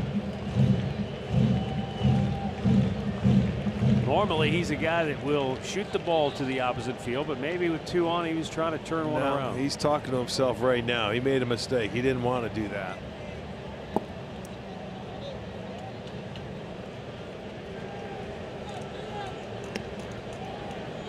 One ball, 2 strikes.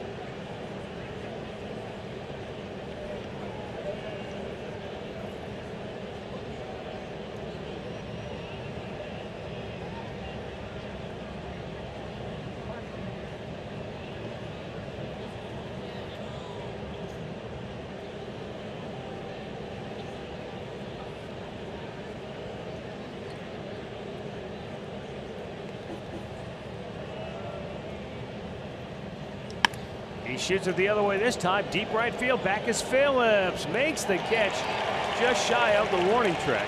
Donaldson will tag. He'll get to third, but now there are 2 down.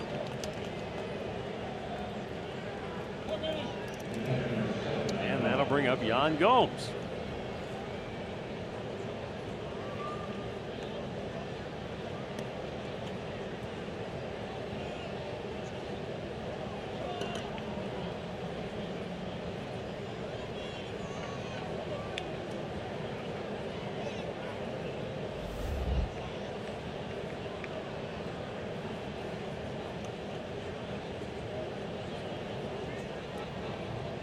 Ben Lively was a guy the Indians had their eye on years ago coming out of high school. He grew up in Pensacola, and after graduating high school in 2010, the Indians made him a 26th round pick. He chose to go to the University of Central Florida instead, and it was reported that he turned down almost $200,000 from the Indians to go to college. Popped him up on a broken back job, and that'll end the inning. So the Tribe gets 2 hits, but they strand them both. And we'll go to the last half of the 6th, tied at 1.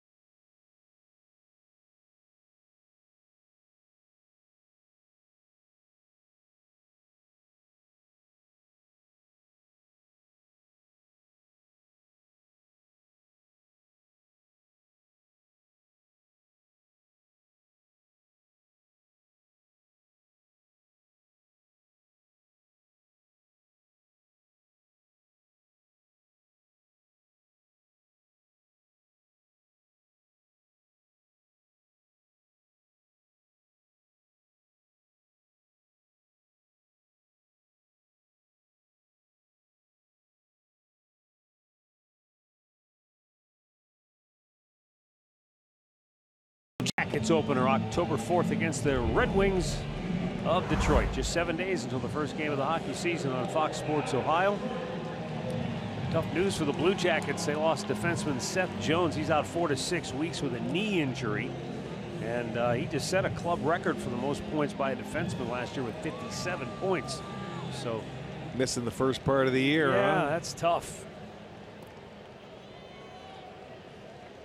Well, it's early. They'll have him back in plenty of time. Alex Gordon will lead off for the Royals. And he pulls one foul. Gordon 0 for 2. Andrew Miller got the only batter he faced in the 5th. Stan on to work here in the 6th inning. Yeah, and that play was a nice running catch by Greg Allen.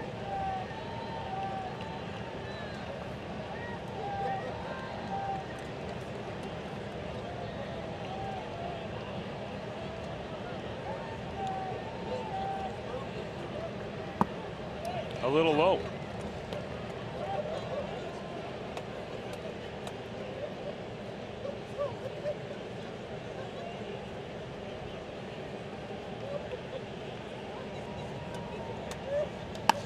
Right to third base. Nice backhand. Stopped by Rosales.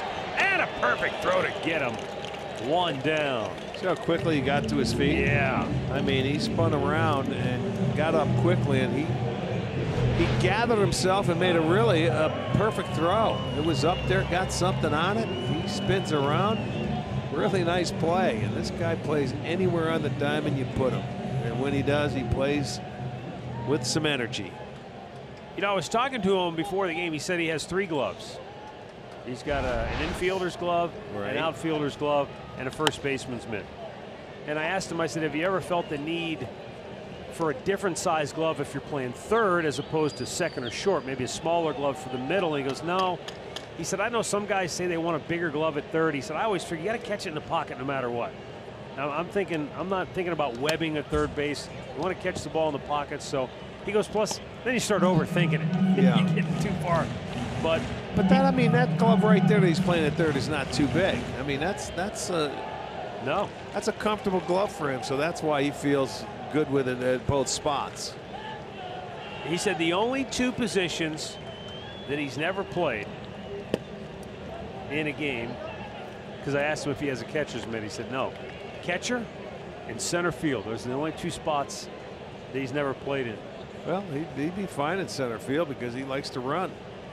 I was kind of surprised. I thought, man, the way you run around center field, I figured at some point somebody would have said, hey, go finish the game in center. You know, you'd think at least an inning or 2 somewhere. But as far as pitching goes, he said, you know, when he was with the Phillies, he said it wasn't a matter of, hey, if we need somebody to pitch, is there anybody here? He said we literally had meetings about it, and we had certain guys go out and throw bullpens just in case. No kidding. I mean, they were really taking it seriously. Hey, we are going to need some of you guys to have to pitch at some point during the season. And he said that's how far they had gone to think about it. They had some guys go out and actually throw bullpens. Wow, I've never heard that before. Mean, that's really planning it. Well, the smart thing he does, he doesn't get the catcher's gear on and get behind the plate. Here he goes again. He get another opportunity. Routine play. What an arm, though. I mean, the throws are just dead on perfect.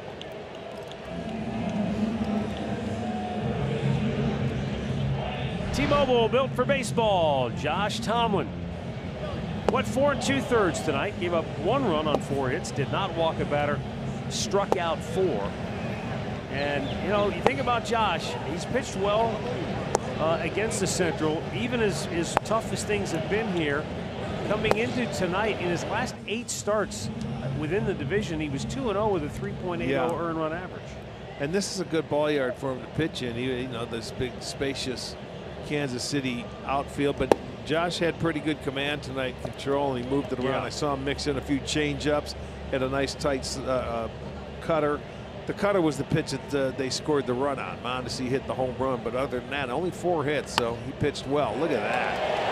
Ryan O'Hearn perfectly placed inside the bag, but he'll be held to a 2-out single. Nice job by Brandon Geyer to get over there and cut it off. He didn't hit that hard. It just was perfectly placed. And with a left-handed hitter up there, you're playing off the line over there. Yeah, lefty on lefty. That's not a bad approach right there. He didn't hit it hard. It stays fair. He gets a base hit. He'll go home and say, man, I hit the toughest lefty in the league right there for a base hit. Left on left. Hunter Dozier 1 for 2. Takes a strike, and Hunter Dozier will say, well, yeah, well, he's no walk in the park for us right-handers either. No, he is not. Not when he can throw you that slider in, and he's throwing his good fastball. There you go. You're down 0-2. Dugout complaining. They thought it was low, and Chad Fairchild shoots him a look. Dale Swain to your right. He will argue with the best of them. We've seen him get ejected and yelled at all season long. He's been ejected twice since playing against us. It's been 2 games against one us? Here and I think one back in Cleveland. It's been twice. He sticks up for his hitters over there.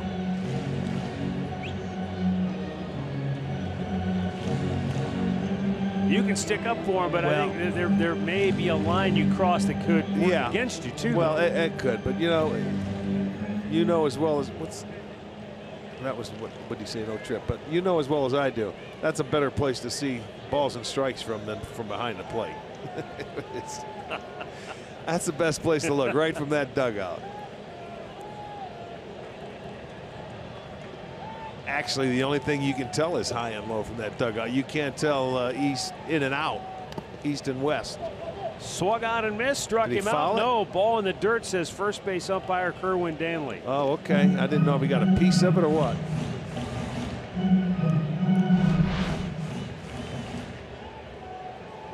He did, and that ball was down into the dirt. That was awfully close, but it did look like it deflected a little bit.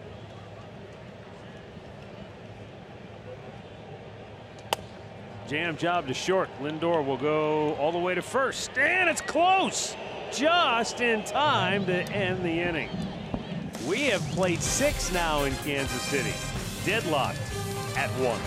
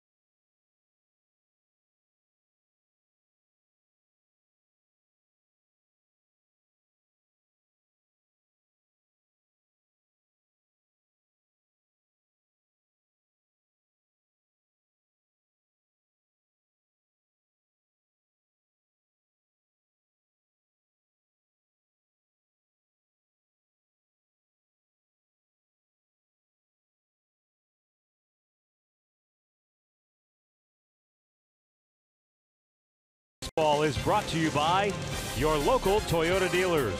Visit buyatoyota.com. Toyota, let's go places. And by the injury lawyers at Elk & Elk. Proud partners of the Cleveland Indians. Call 1-800-ELK, Ohio. 1-1 our score, 7th inning. And Brandon Geyer leading it off 1 for 2.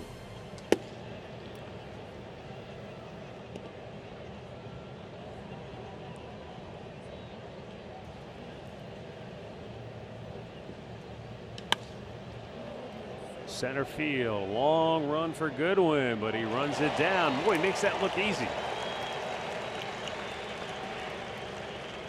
Stat of the game tonight brought to you by Buick. National League Cy Young candidates: Max Scherzer, Jacob deGrom. Who do you like? Oh, man, that's going to be a tough one. I don't know. I just think everybody's going to go deGrom's way. He really had a nice year, 269 strikeouts compared to 300. But the ERA is pretty good, pretty darn good. 1.70 ERA. I want to know how many straight starts he's had with 3 runs or less. I'm not really hooked up with it, but I'll tell you what, it's a nice string. It's right around 30. I don't know. It won't matter because I don't get a vote for it anyway. No vote. Anybody that you like? Well, we didn't really see him. I mean, unless you're talking about highlights and. Well, I know we don't get a chance to see those guys pitch, so it's hard to make a pick and from just going from numbers, and you see them, you know, on some highlights every now and then.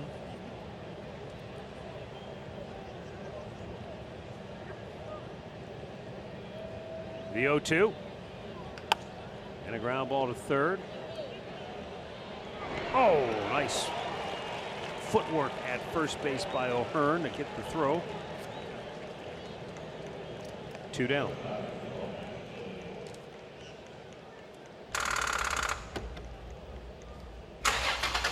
Start dead batteries with NOCO.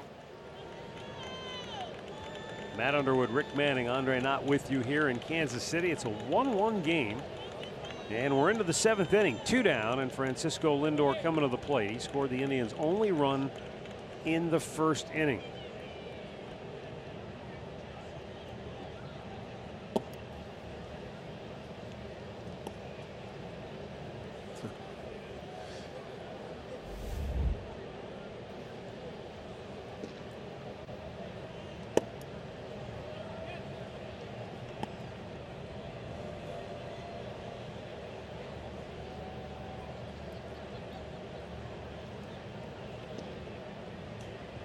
Two-0 pitch. Missed outside. 3 balls, no strikes.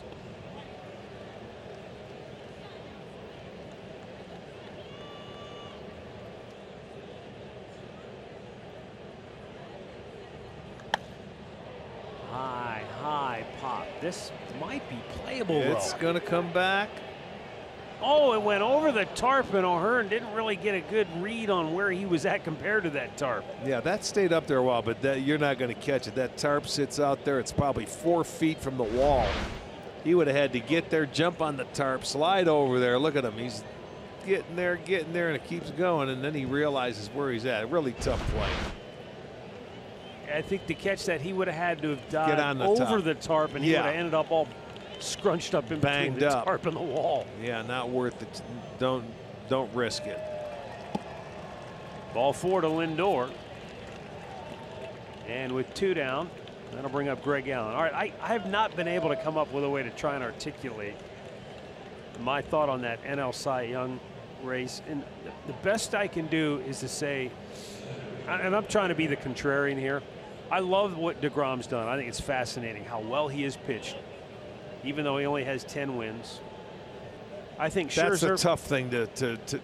Right, and I think Scherzer has been a fantastic season with 300 strikeouts. He's got 18 wins, and I guess I would just look at it like you can't turn baseball into transitive law properties and say, well, if they would have done this, then he would have done that. You can't. You don't know that. That's true. You're making an assumption there. I agree. And so I think it's a real close race. I personally, I'd give the nod to Scherzer. Okay, no problem with that. I'm trying to look something up here.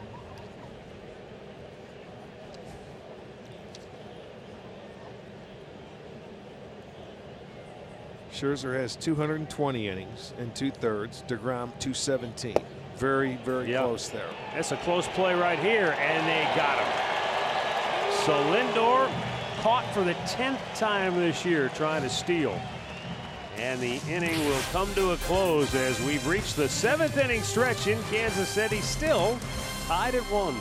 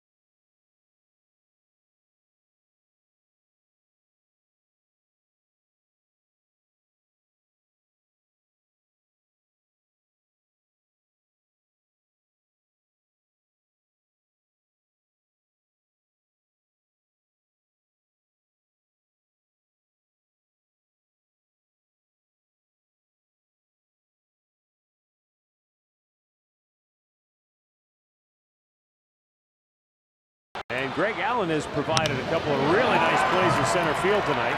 Well, he had a good jump on that one, and it had a little hang time to it, and he was able to catch up. This is the one I like. A line drive hit right at him. He made a decision to keep coming. And this is a very big outfield where sometimes you have to play a little bit deeper. That was a much tougher catch, but he was able to pick it off the ground. And don't forget, in the second inning, he had the fielder's choice, where he short hopped the ball in center field. Right, and get threw the to guy. second. That's true. That was a key play early in this game. 1-1, bottom of the seventh, and Brian Goodwin leading off. He doubled it. He crushed the ball his last time up.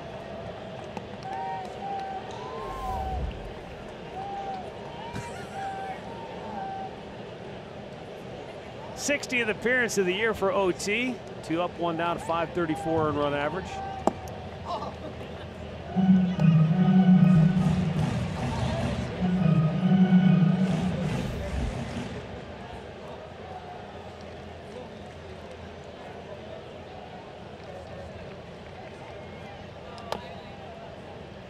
He's off the foot.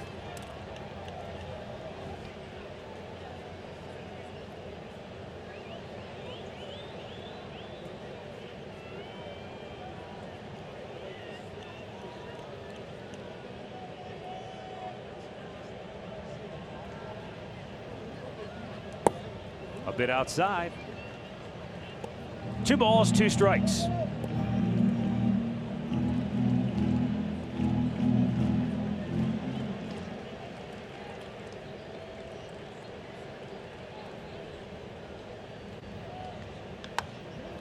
To first base, Yandy Diaz with a nice play. He's had a couple of nice ones tonight, huh? Little easy ones to just pick up and step on the bag. He's made it look very easy. Our Miller Lite hold true moment. Speaking of center field defense, remember Greg Allen at Fenway Park? How did I forget? He had a great series in Boston. A couple of catches, I mean, that a very integral part of the game. Yes, I do remember very well. That first one was really impressive because he kissed the wall pretty hard. But that second one, to me, as Cam Gallagher drops one into center field, the second catch was more impressive because rarely does an outfielder run that far before running into something. So in the back of your mind, alarms have to be going off, Archer. We're going, I'm in a weird place here. It's out in the deepest part of the ballpark over there where that door is, the garage door, and he had to go sliding down on the track. Live and learn. You know, you go to the ballparks, you know the nuances, and hopefully you get as much work as you can before the game on them. We're getting a pinch runner here. Rosell Herrera on the run for Cam Gallagher, the catcher. Makes sense. You're in the 7th inning. Ned Yost would like to see them get a run here.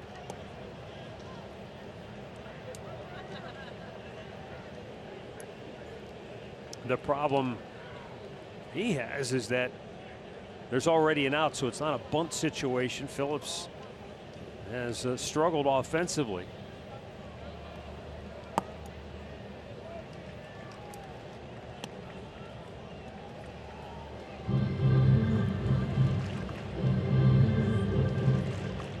Looking at Herrera, he has 3 steals. He's been caught 4 times, so it's not like they're just going to shoot him out of a cannon and turn him loose right here.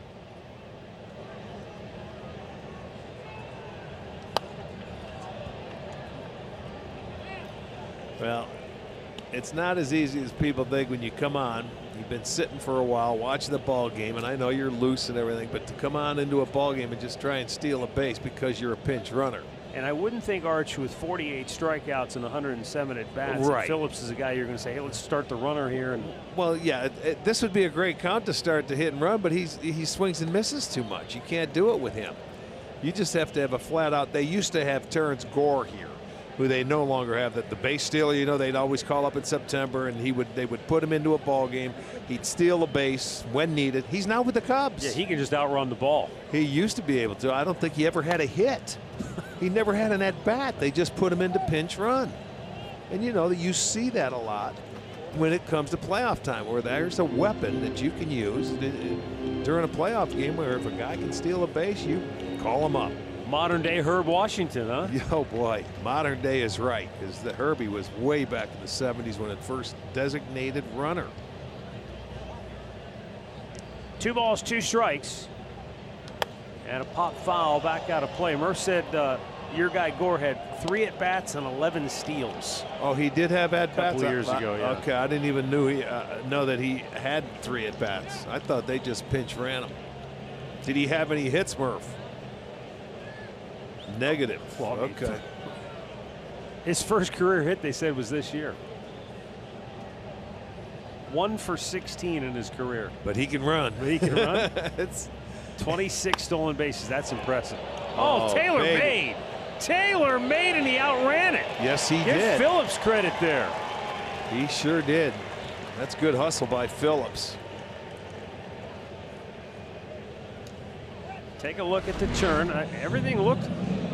Well, Frankie got it. I mean, that ball was smoked, but he flipped it. He had to wait for Ramirez to get there. Yeah. And Ramirez had to come across the base. He couldn't get that much on the throw, but I'll tell you what, this kid got down the line in a hurry from the left side of the base. Look at him. Head down. He's flying. Give him credit. That's great hustle. Nothing you could do there. You can't hit the ball much harder. You had to wait for Ramirez to get to second. Well, Whit Merrifield, 1 for 3, gets a chance to bat, pops it foul the other way.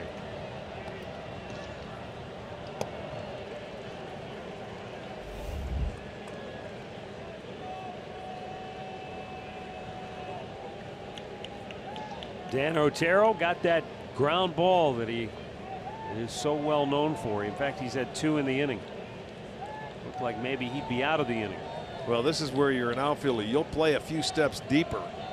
But you saw the way that Phillips got down the line. You got to try and cut off the gaps in this ballpark with Merrifield hitting. He has 42 doubles. Get that ball, and I mean get it in quickly. If you got to go to your left to your right.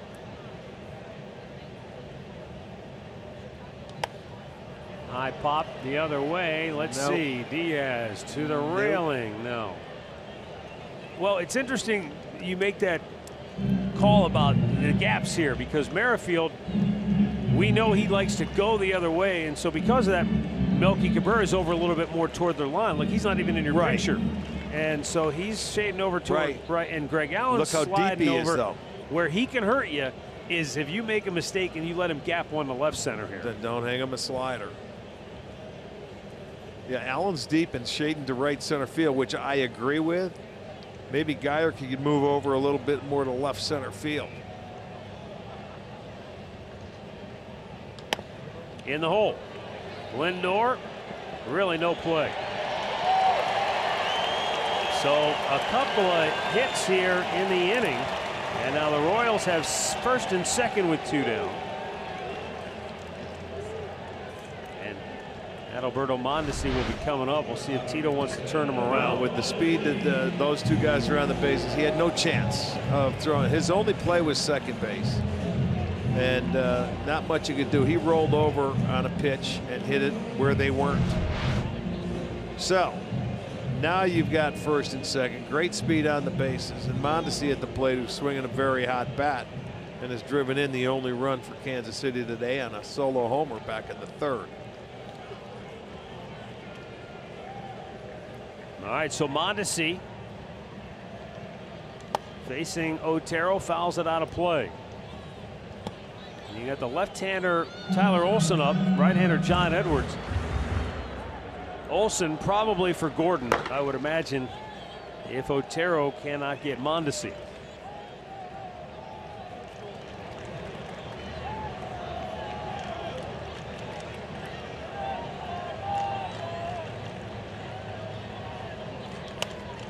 Play 0-2.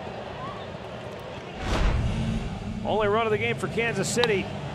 Back in the 3rd, Mondesi with his 13th home run of the year, his 9th in his last 27 games. Pretty good pop for a young guy that can run.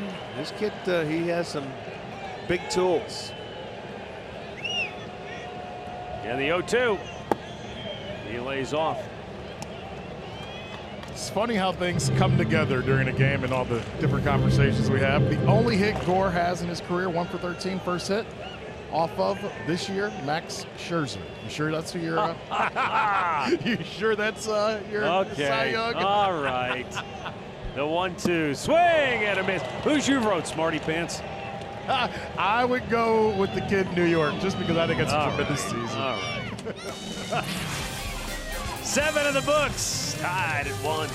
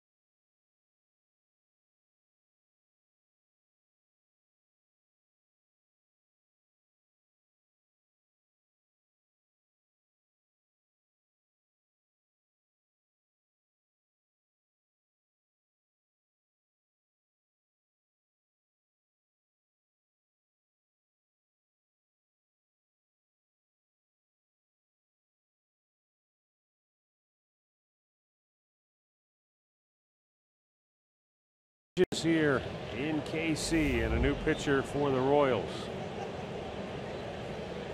Kevin McCarthy making his 63rd appearance of the season. And the new catcher is Maybreeze Villarreal.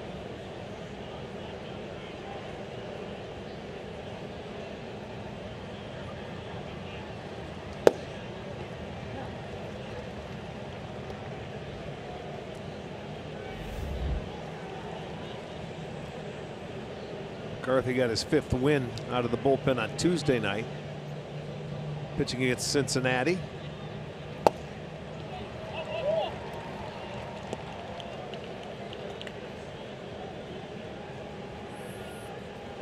Opponents are hitting just 188 off them here in this ballpark, as opposed to 331 on the road.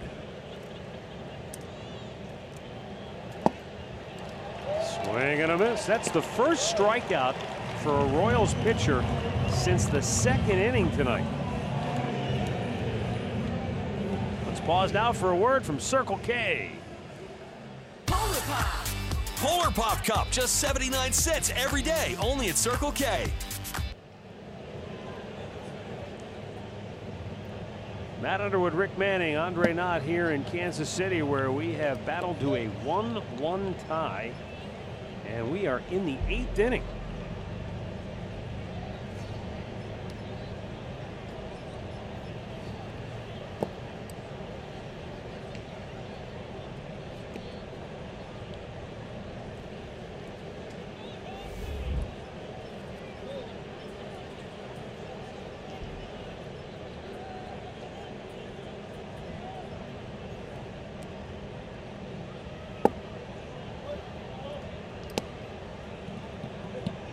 Jose Ramirez drove in the Indians' only run with a sac fly in the first. He flied out in the third, grounded out in the sixth. 2-ball, 1-strike count here in the eighth.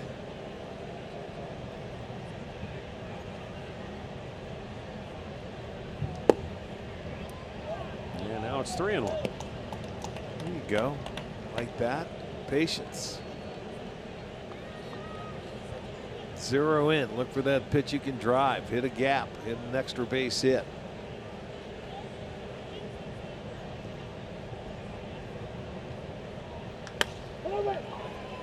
Weak ground ball to first. Just has not really come around for Jose Ramirez. Saturday, baseball's biggest rivalries will be on Fox. For some, Mookie Betts and the Red Sox will face off against Aaron Judge and the Yankees. For others, it's Matt Carpenter and the Cardinals battling Chris Bryant and the Cubs. It all starts at 12:30 Eastern on Fox. Then Saturday night, Tigers Brewers on FS1 and on the Fox Sports app.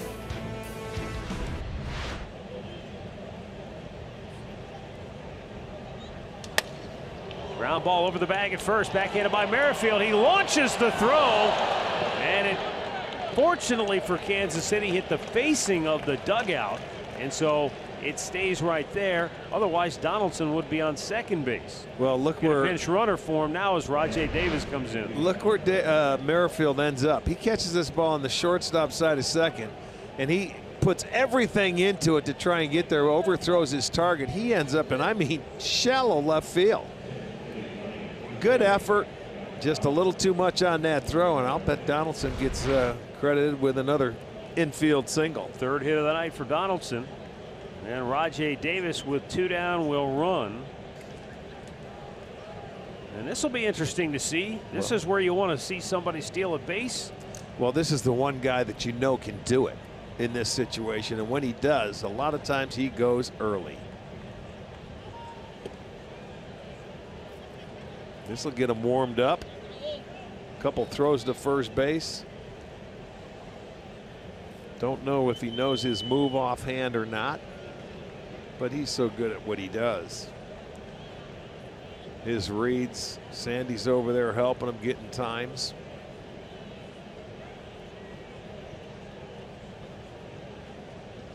Not running. Pretty quick to the plate. Fastball strike. He is about 1.07 to the plate, which is very good. Under the 1.3 average. So Raj is going to have to really concentrate here. Quick pitched him on that one. And now Melky down to 2 strikes, so he's going to have to swing. Yeah, there's not much you can do there, and that's the key. If you can get control in the running games, if you can get ahead of the hitter. Yeah.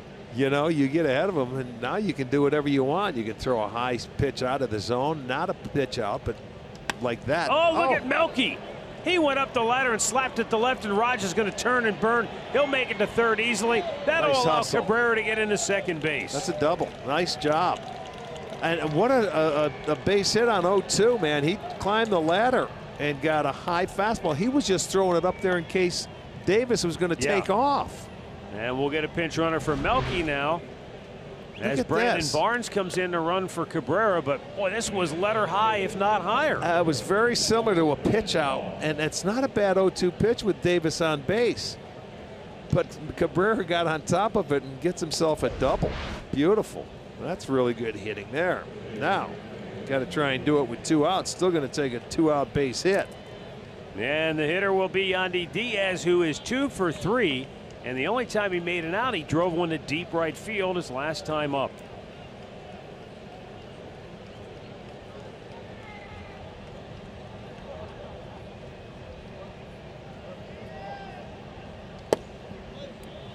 And it's low ball 1.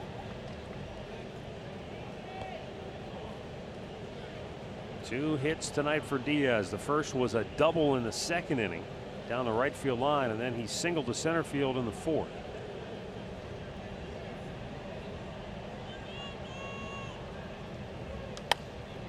Play right side. 1-1.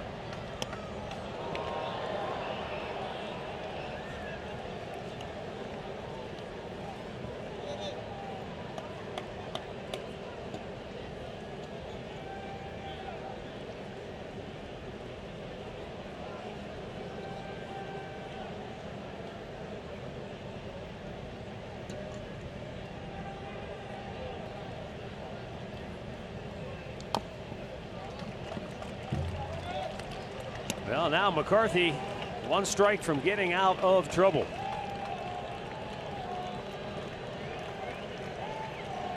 The Indians already tonight left 2 on in the second inning. They left 2 on in the 6th. And now 2 on here in the 8th with 2 down.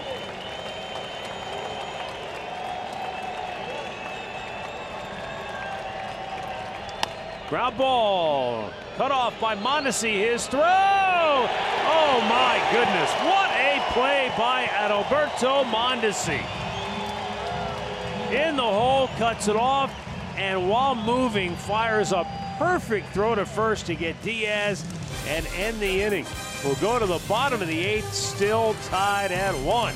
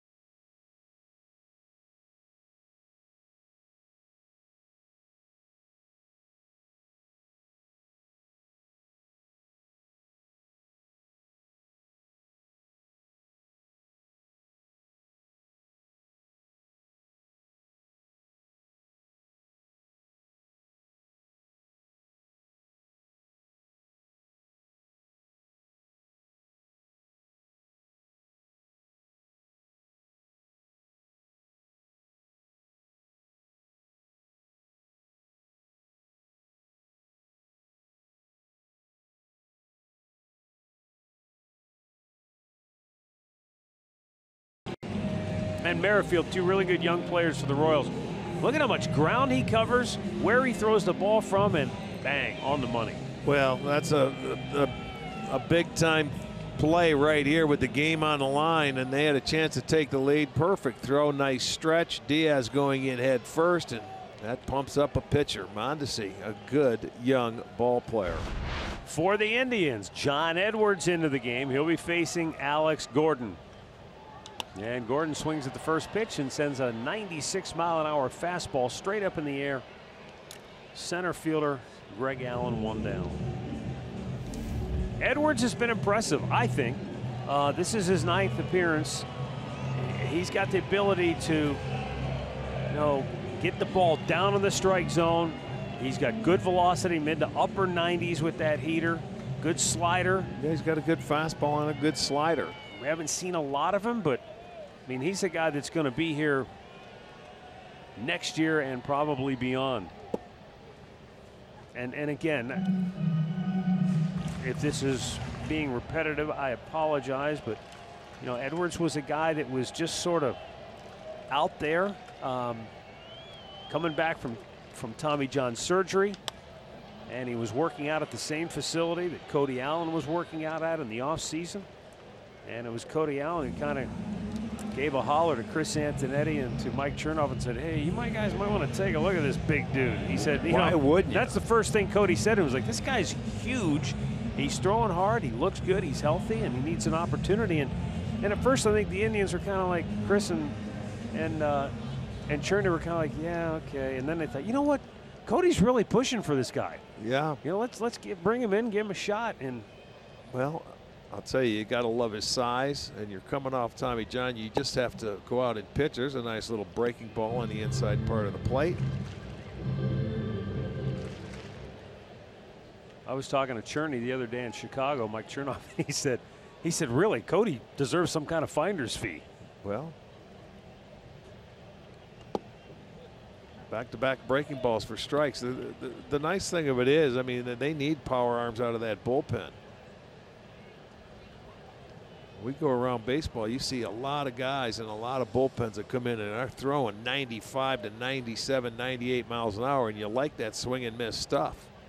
Speaking of it, and there you see it. A 1-2-3-8 for Big John Edwards. We go to the 9th. Still tied at 1.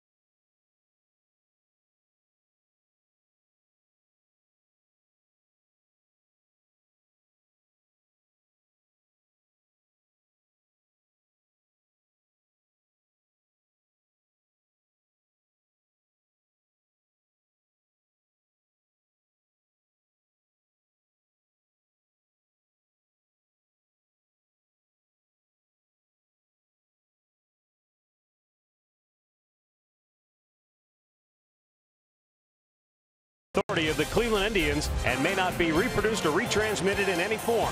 And the accounts and descriptions of this game may not be disseminated without the express written consent of the Cleveland Indians.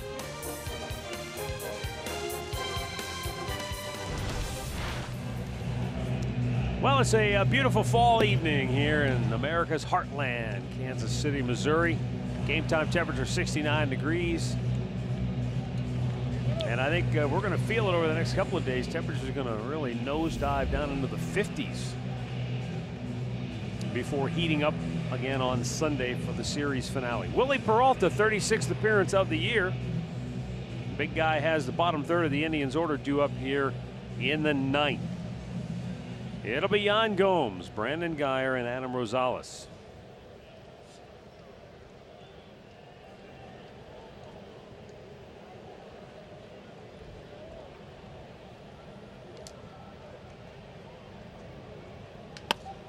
Smash to short. Mondesi with a pretty routine play. 1 down.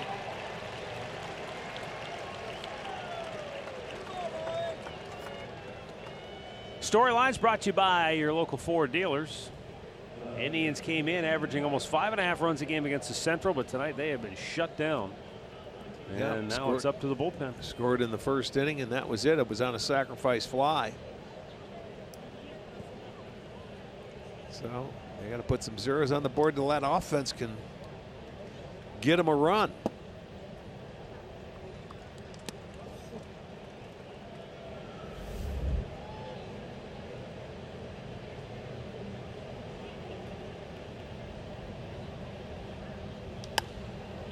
Out of play, right side. You look at the Indians offense and the 4, 5, and 6 hitters. Donaldson, Cabrera, Diaz have 7 of the 9 hits.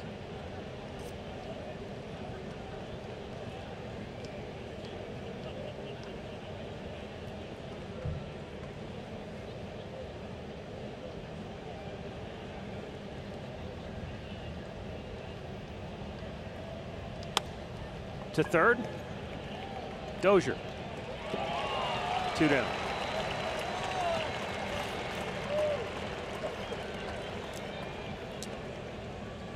Well, it's never too early if you want to start making your plans to travel out to Goodyear, Arizona this spring and check out the Indians for 2019 spring training. You can get information. You can start planning. Go to Indians.com, or you can call 623-882-3130.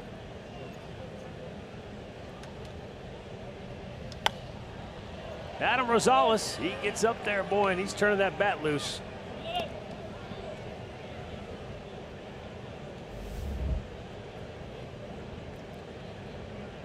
He's 0 for 3 tonight.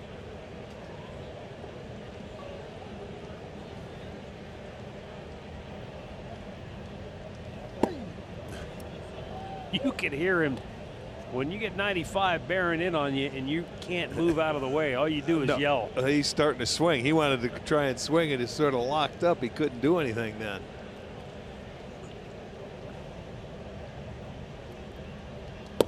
Then he drops that on you after throwing the fastball in. A little slide piece away.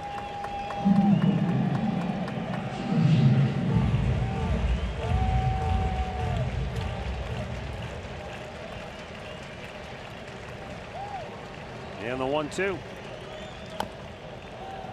Able to stay alive. Let's see another pitch.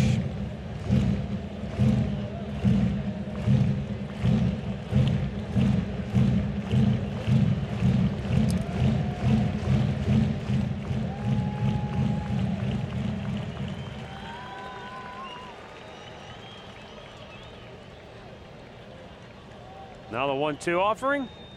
Did he go? They appeal, he did. And we'll go to the bottom of the ninth. Still deadlocked at 1.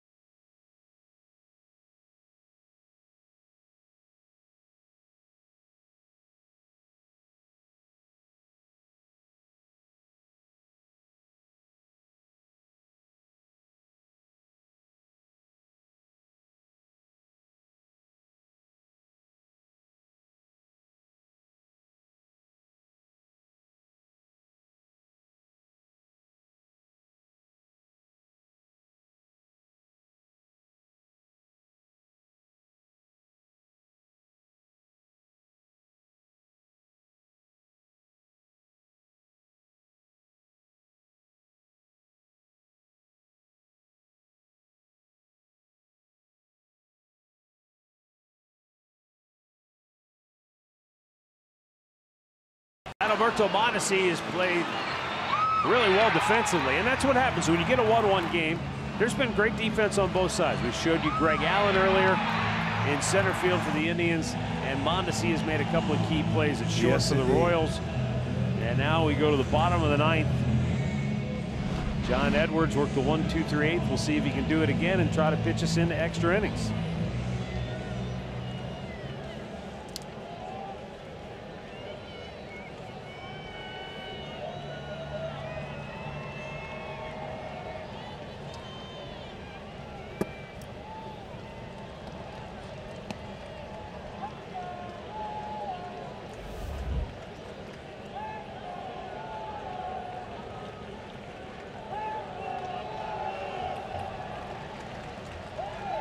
Edwards deals, and that's low, ball 2.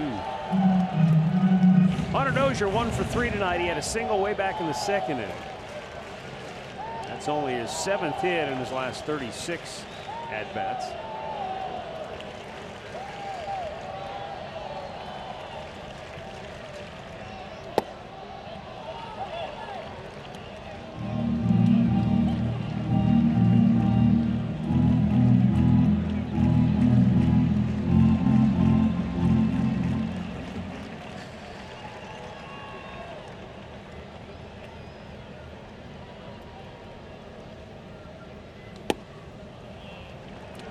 Ooh, that was a pretty good pitch and didn't get the call for some reason. 3-1.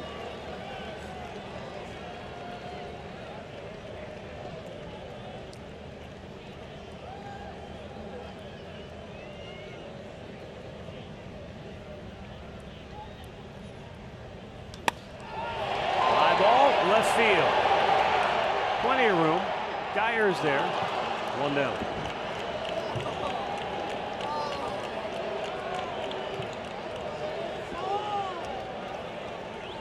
Bring up Brian Goodwin. Terry Francona's going to make a change first. He's going to go to the left-hander, Tyler Olson. So an inning and a third scoreless. Perfect relief for John Edwards. And we'll be back to Kansas City right after this.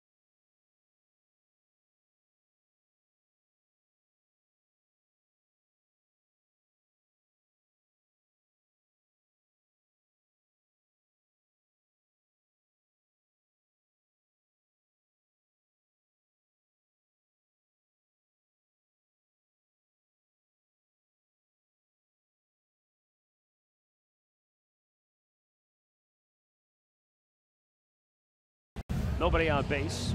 Left-hander Tyler Olson summoned from the bullpen. And Brian Goodwin coming to the plate.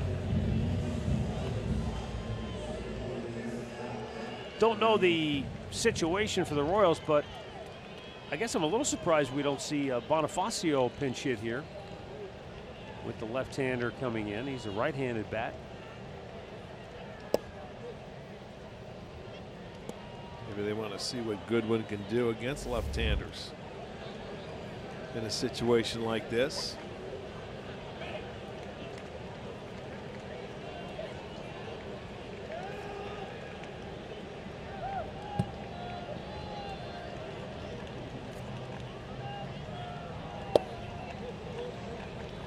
Well, he's quickly in the hole. 0-2.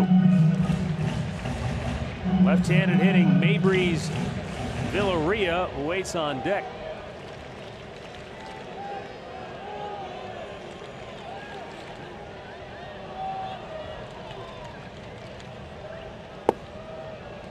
No chase. 1-2.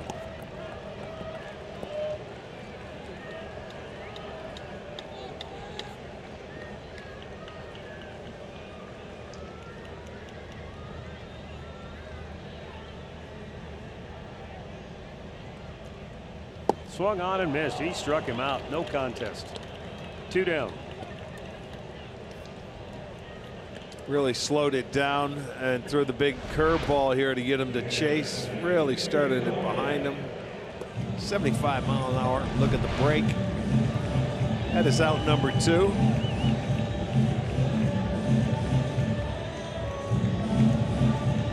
Villarreal and Brett Phillips to follow, both left-handed batters. But there are 2 down.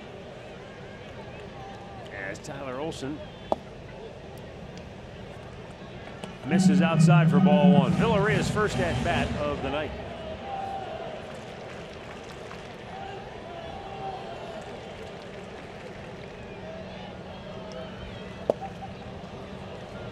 One ball, 1 strike.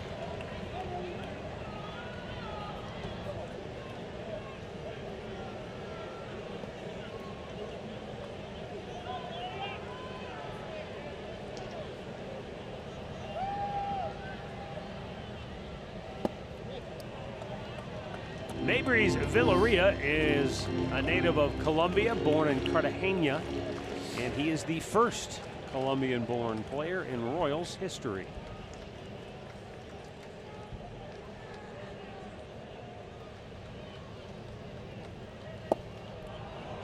The swings and misses to even the count at 2-2.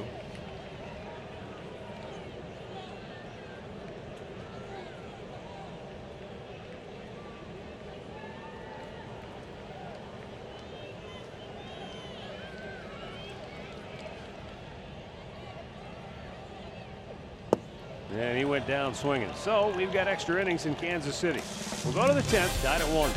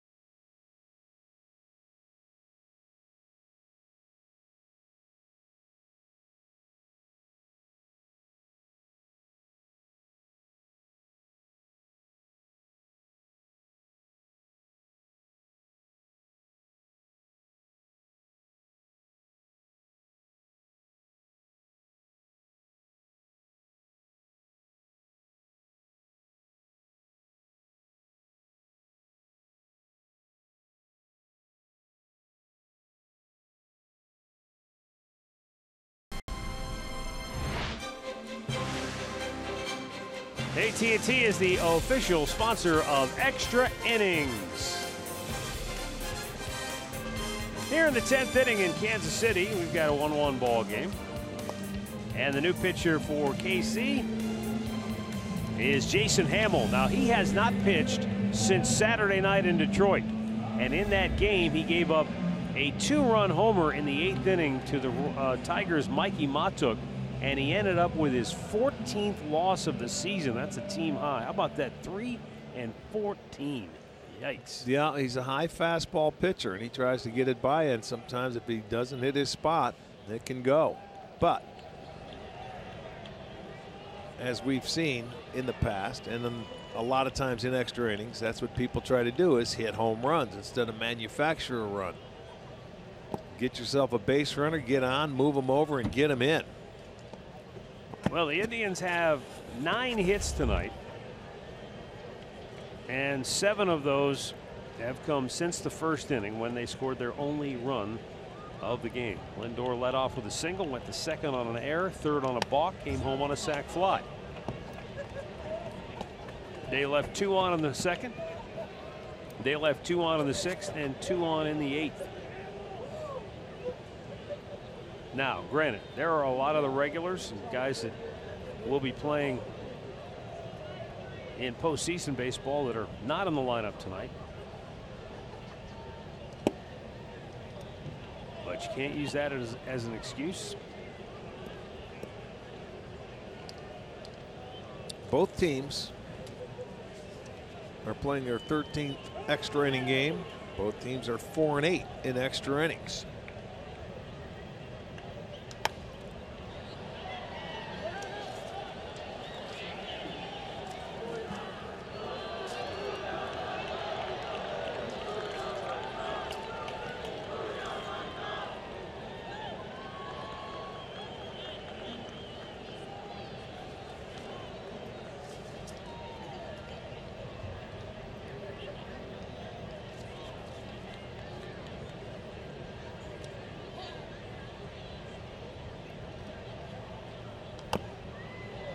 Michael Brantley, Edwin Encarnacion, Yonder Alonso, Jason Kipnis all sitting this one out tonight. Indians had a late arrival into Kansas City. By the time the team got to the hotel last night, it was pushing 3 a.m.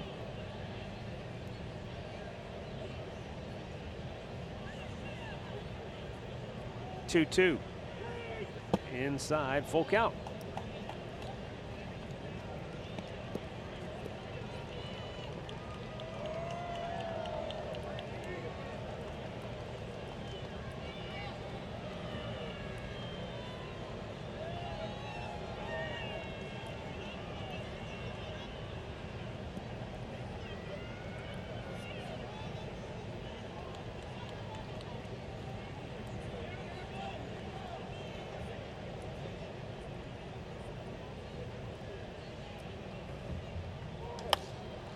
Out of play to the left.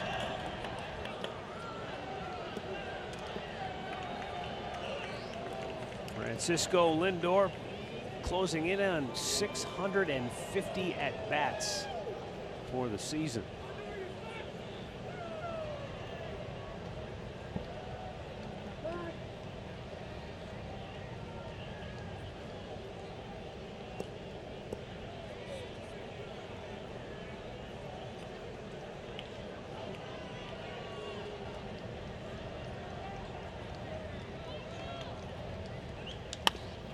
Ground ball up the middle. Merrifield cuts it off, and of course, he makes a fine play defensively.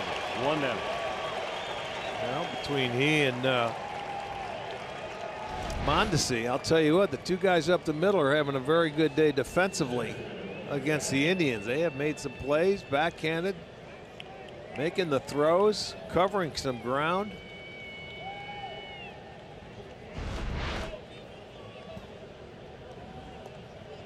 And up comes Greg Allen, 0 for 4.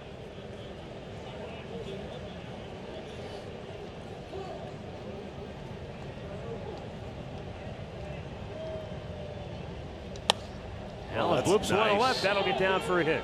That's a thing of beauty. Keep going. He makes a wide turn but holds there. Gordon's got a good arm and left. Right off the end of the bat. You know as a hitter when you hit it, it didn't feel too good and it's going to fall. But he got out of the box and he was thinking about it right off the end. Put your head down and keep going. In comes Gordon. He'll make the play. Greg thought about it. His first hit of the night. Boy, if ever there was a guy the Indians would love to see just get it going, it's Jose Ramirez. Got the first run of the game home with a sac fly to left in the first inning. Since then, a fly out to left and a couple of ground balls to the right side of the infield.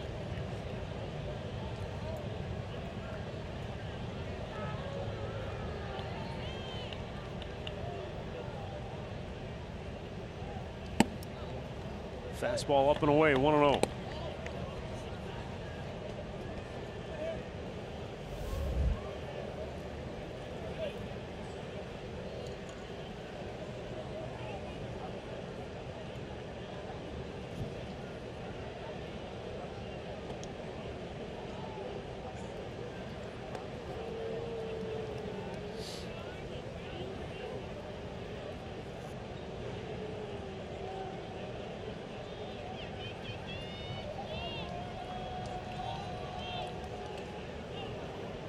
Hamill keeps firing him over there, but he's been nowhere close to getting Greg Allen. Well, with one out, he certainly wants to keep him there. He doesn't want him to steal second base with this guy at the plate. Although when they did pinch run for Donaldson, it's Raj Davis on deck, so he can be a little more careful with Ramirez at the plate. Down low, 2-0.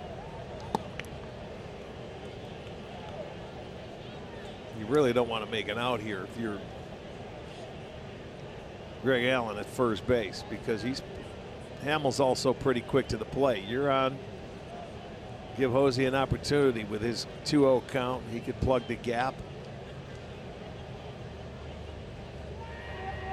Runner goes, pitch is right low, pitch. and he's in there with a steal. So that's the 20th stolen base of the year for Greg Allen. Good for him. Now they have 4 guys with 20. And I'll tell you, he picked the right pitch to run on. Off and running, it was a backhanded play. Villarreal made a nice throw, an attempt coming out of the, picking that ball out of the dirt. It short hopped him. So by the time Mondesi could apply the tag, Greg Allen with his 20th stolen base. Good for him. So now in scoring position, and I don't know if they're even going to pitch to Ramirez, are they? Would they put him on? But it looks like they're going to go at him. We'll see. Well, the problem is Hosey's swung at a lot of 3-0 pitches here lately and hasn't swung well. He takes ball 4. So 2 on, 1 out, and Rajay Davis coming to the plate. Here's the Indians with 20 stolen base players now for the first time. That's pretty good. Yeah, that's not an easy thing to do when you're talking 4 of them. Allen, who spent his time up and down. Of course, Raj, a part-time player, but certainly Ramirez and Lindor, the everyday guys. But they have speed on the bases, but they still got to find a way to get one of them home.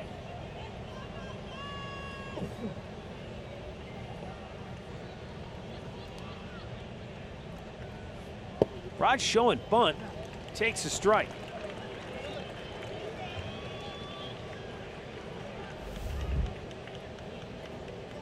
Just 1 hit in his last 17 at bats.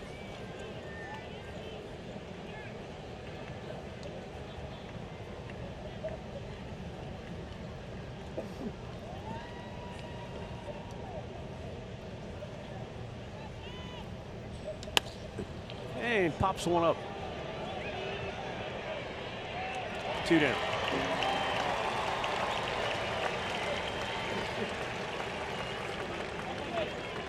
So that'll leave it up to Brandon Barnes.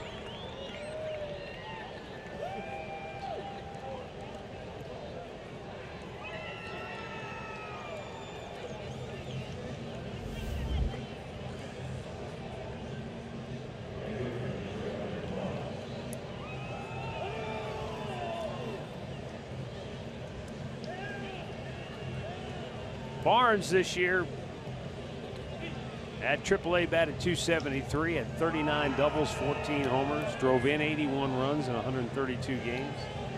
Well, Cal Eldred is the pitching coach, and he's going out to the mound to probably give him a little scouting report on Barnes. He doesn't know him, so I'm sure they went through their information, and he's going to take a quick trip to the mound just to let him know.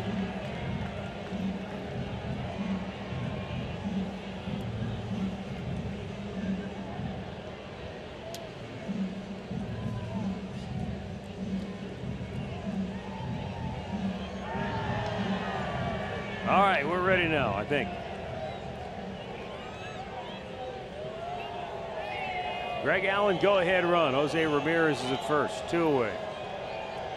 Brandon Barnes digs in.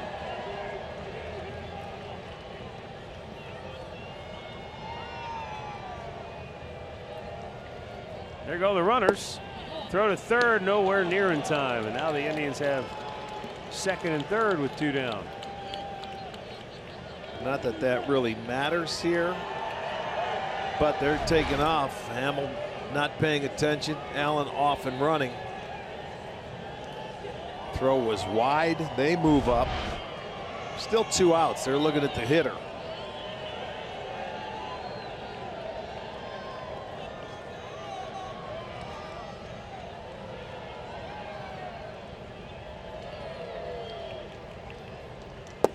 But the one thing that could help is a wild pitch or something in the dirt.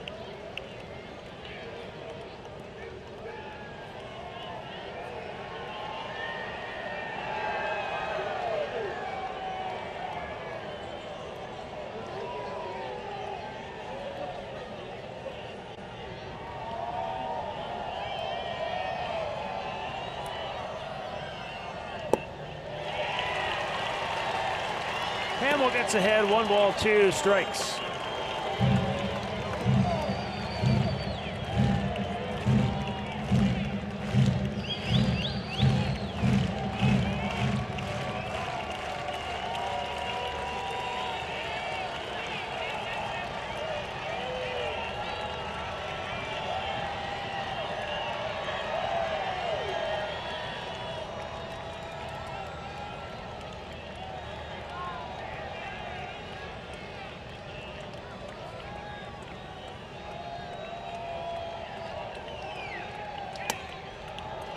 Jam job to first, but that's foul. He'll need a new piece of lumber.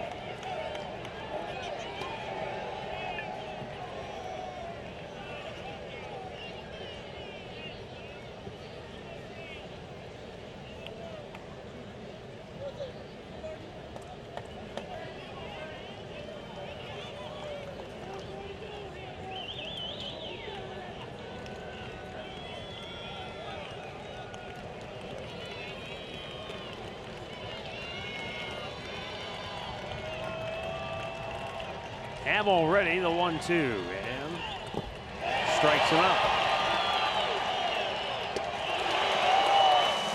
For the 4th time tonight, the Indians have left 2 men on base in an inning.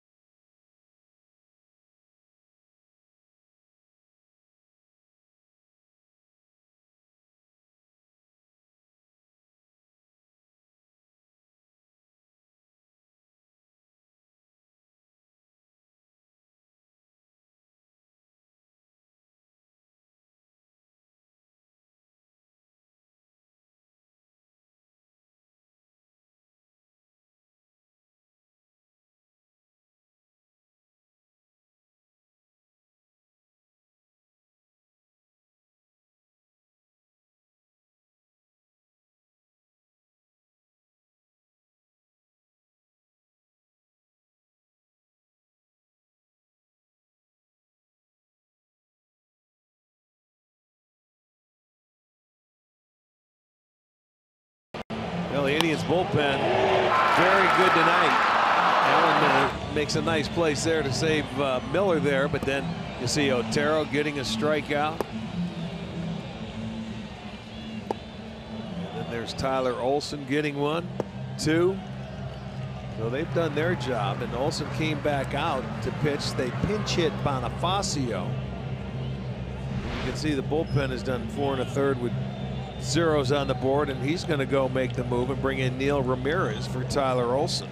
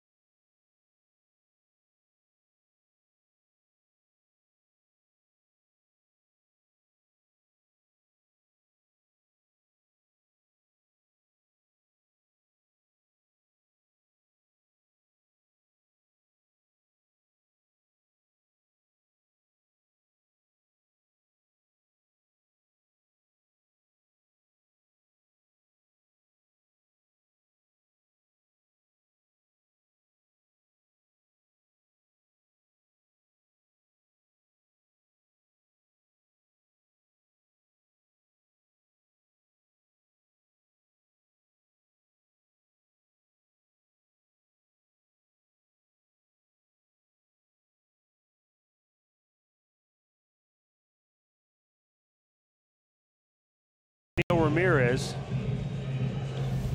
By pinch hitting Jorge Bonifacio, that leaves Ned Yost with only one position player on his bench now, and that's Alcides Escobar. Kansas City hasn't really overstuffed their 25-man roster with call-ups this month.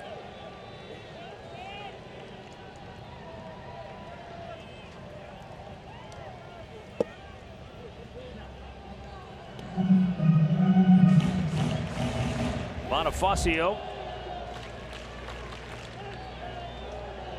You thought you were going to see him in the inning before with Olsen coming on. You didn't, and that's probably the reason he was going to go in to play right field for Phillips straight up. Weak roller to short, one down. Now we go to the top of the order in Whit Merrifield.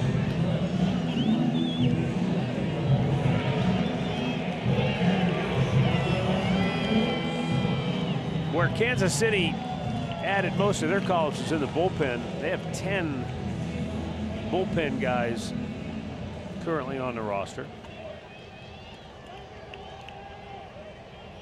Of course, so do the Indians.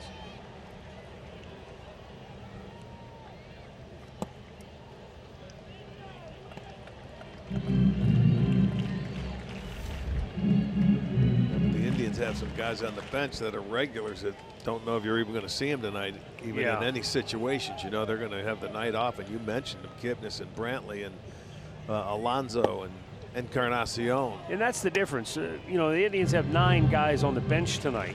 Kansas City has 4. And that's what Tito was talking about earlier in the game, or I should say before the game, when we did our interview for Indians Live. And that is just, you know, you play these championship season rules for April, May, June, July, August. Then you change the rules for 5 September. months, I know it. And then as soon as you get into October, he said next week you won't be able to use the same rules. You're back to the old rules. So he said it's mind-boggling. Really unusual. Now, you give him all these extra players, guess what? He's going to use them. Everybody loves to use them. He's got these guys here. Well, I'm not going to let them just sit there and, you know, grow weeds out of their hats. I'm going to put them in there, going to use them. But I think if he had a vote, let's go back to the old way. Look, and I like what you said, which is call up as many guys as you want, but every night you can only have 25 activated. Right. I have no problem letting these guys come up, but keep the roster at 25 for every game. Now, if you want to choose and pick a couple extra bullpen guys one day and take a couple of guys off the roster that are players, fine. But keep it at 25 where you can't go through it, and it turns into a joke half the time. Well, and that's what Tito said. And we just saw it in the 8th inning. He said, you know, in the regular season, we're not going to pinch run and pinch run and pinch run 3 times in an inning. Right. They did it twice here in the 8th inning. You're not going to have 3 straight pinch hitters. You're not going to do those sort of things when you have a 25-man roster as opposed to a 40. You bring a guy in from the bullpen to face a hitter that he's never seen before, just for one at bat, and see you later.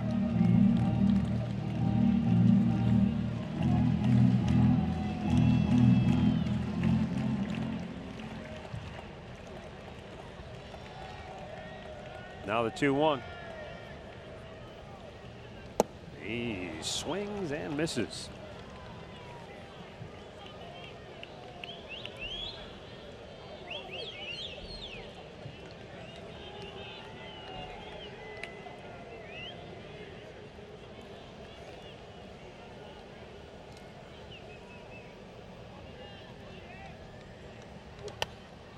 Out of play.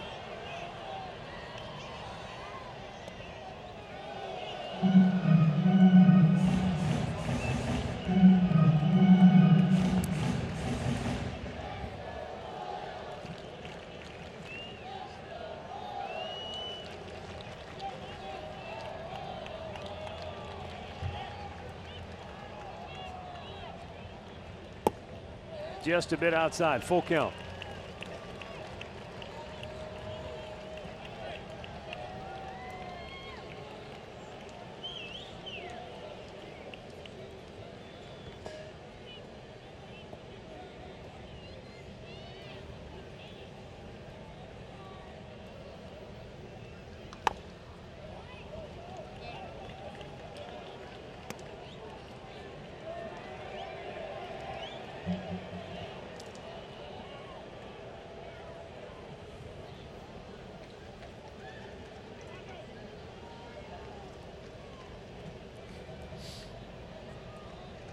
Neil Ramirez, 3-2 pitch, low, ball 4. Inning continues for Kansas City. And up comes Alex Gordon. He is 0 for 4 on the night.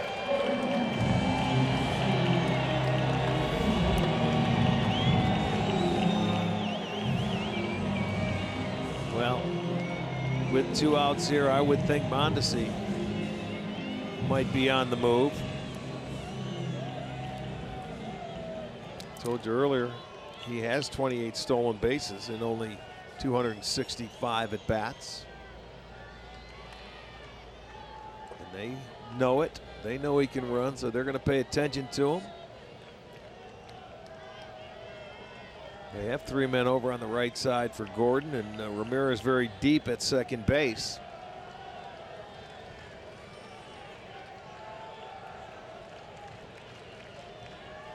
Mondesi's leaning. He's off. Here's the throw down. Not in time. See how fast. He can outrun the baseball. There's no doubt. 29 stolen bases on the year. And he didn't hesitate, man. He went on first pitch, and he goes feet first. And watch how quickly he gets in there. Gomes did a really nice job to throw, but that ball tailed a little bit. But he slides in by the time Lindor could put the tag out there. So there's the winning run out at second base. The 0-1 in tight. Fastball off the plate.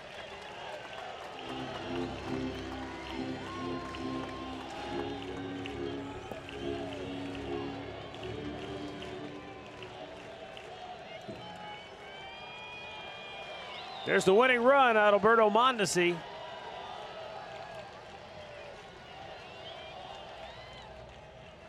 One turn towards second, nothing doing. The thing you worry about here with Gordon, and because I've seen him do this before, you play him with the shift on because that's where primarily he hits the ball.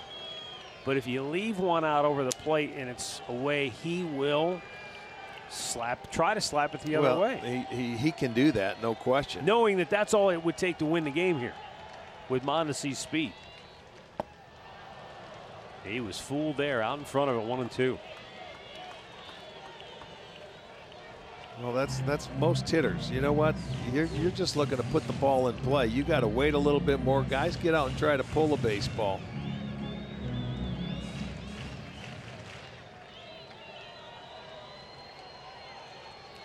You remember, he has first base open. He doesn't have to go at him. He can try and make him go fish for anything, which he's doing.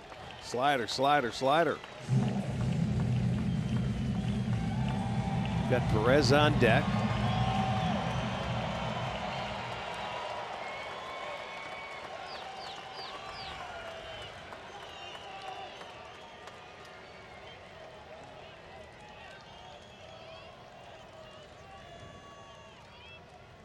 That's low, full count. So from 1-2 to 3-2.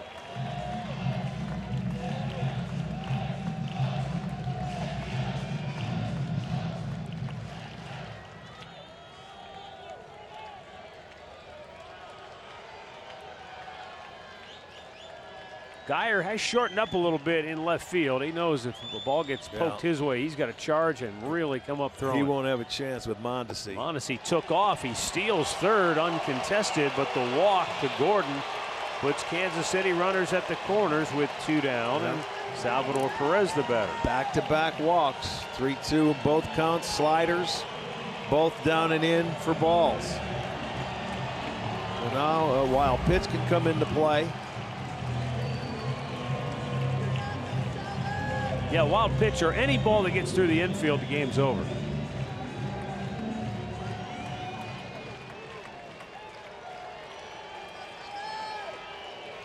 Be careful first pitch with this guy at the plate.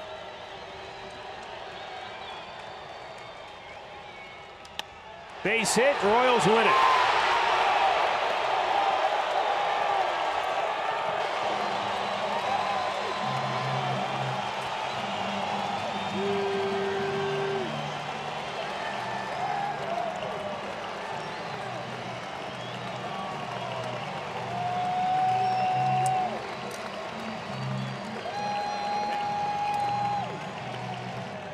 That is the 13th walk-off loss suffered by the Indians.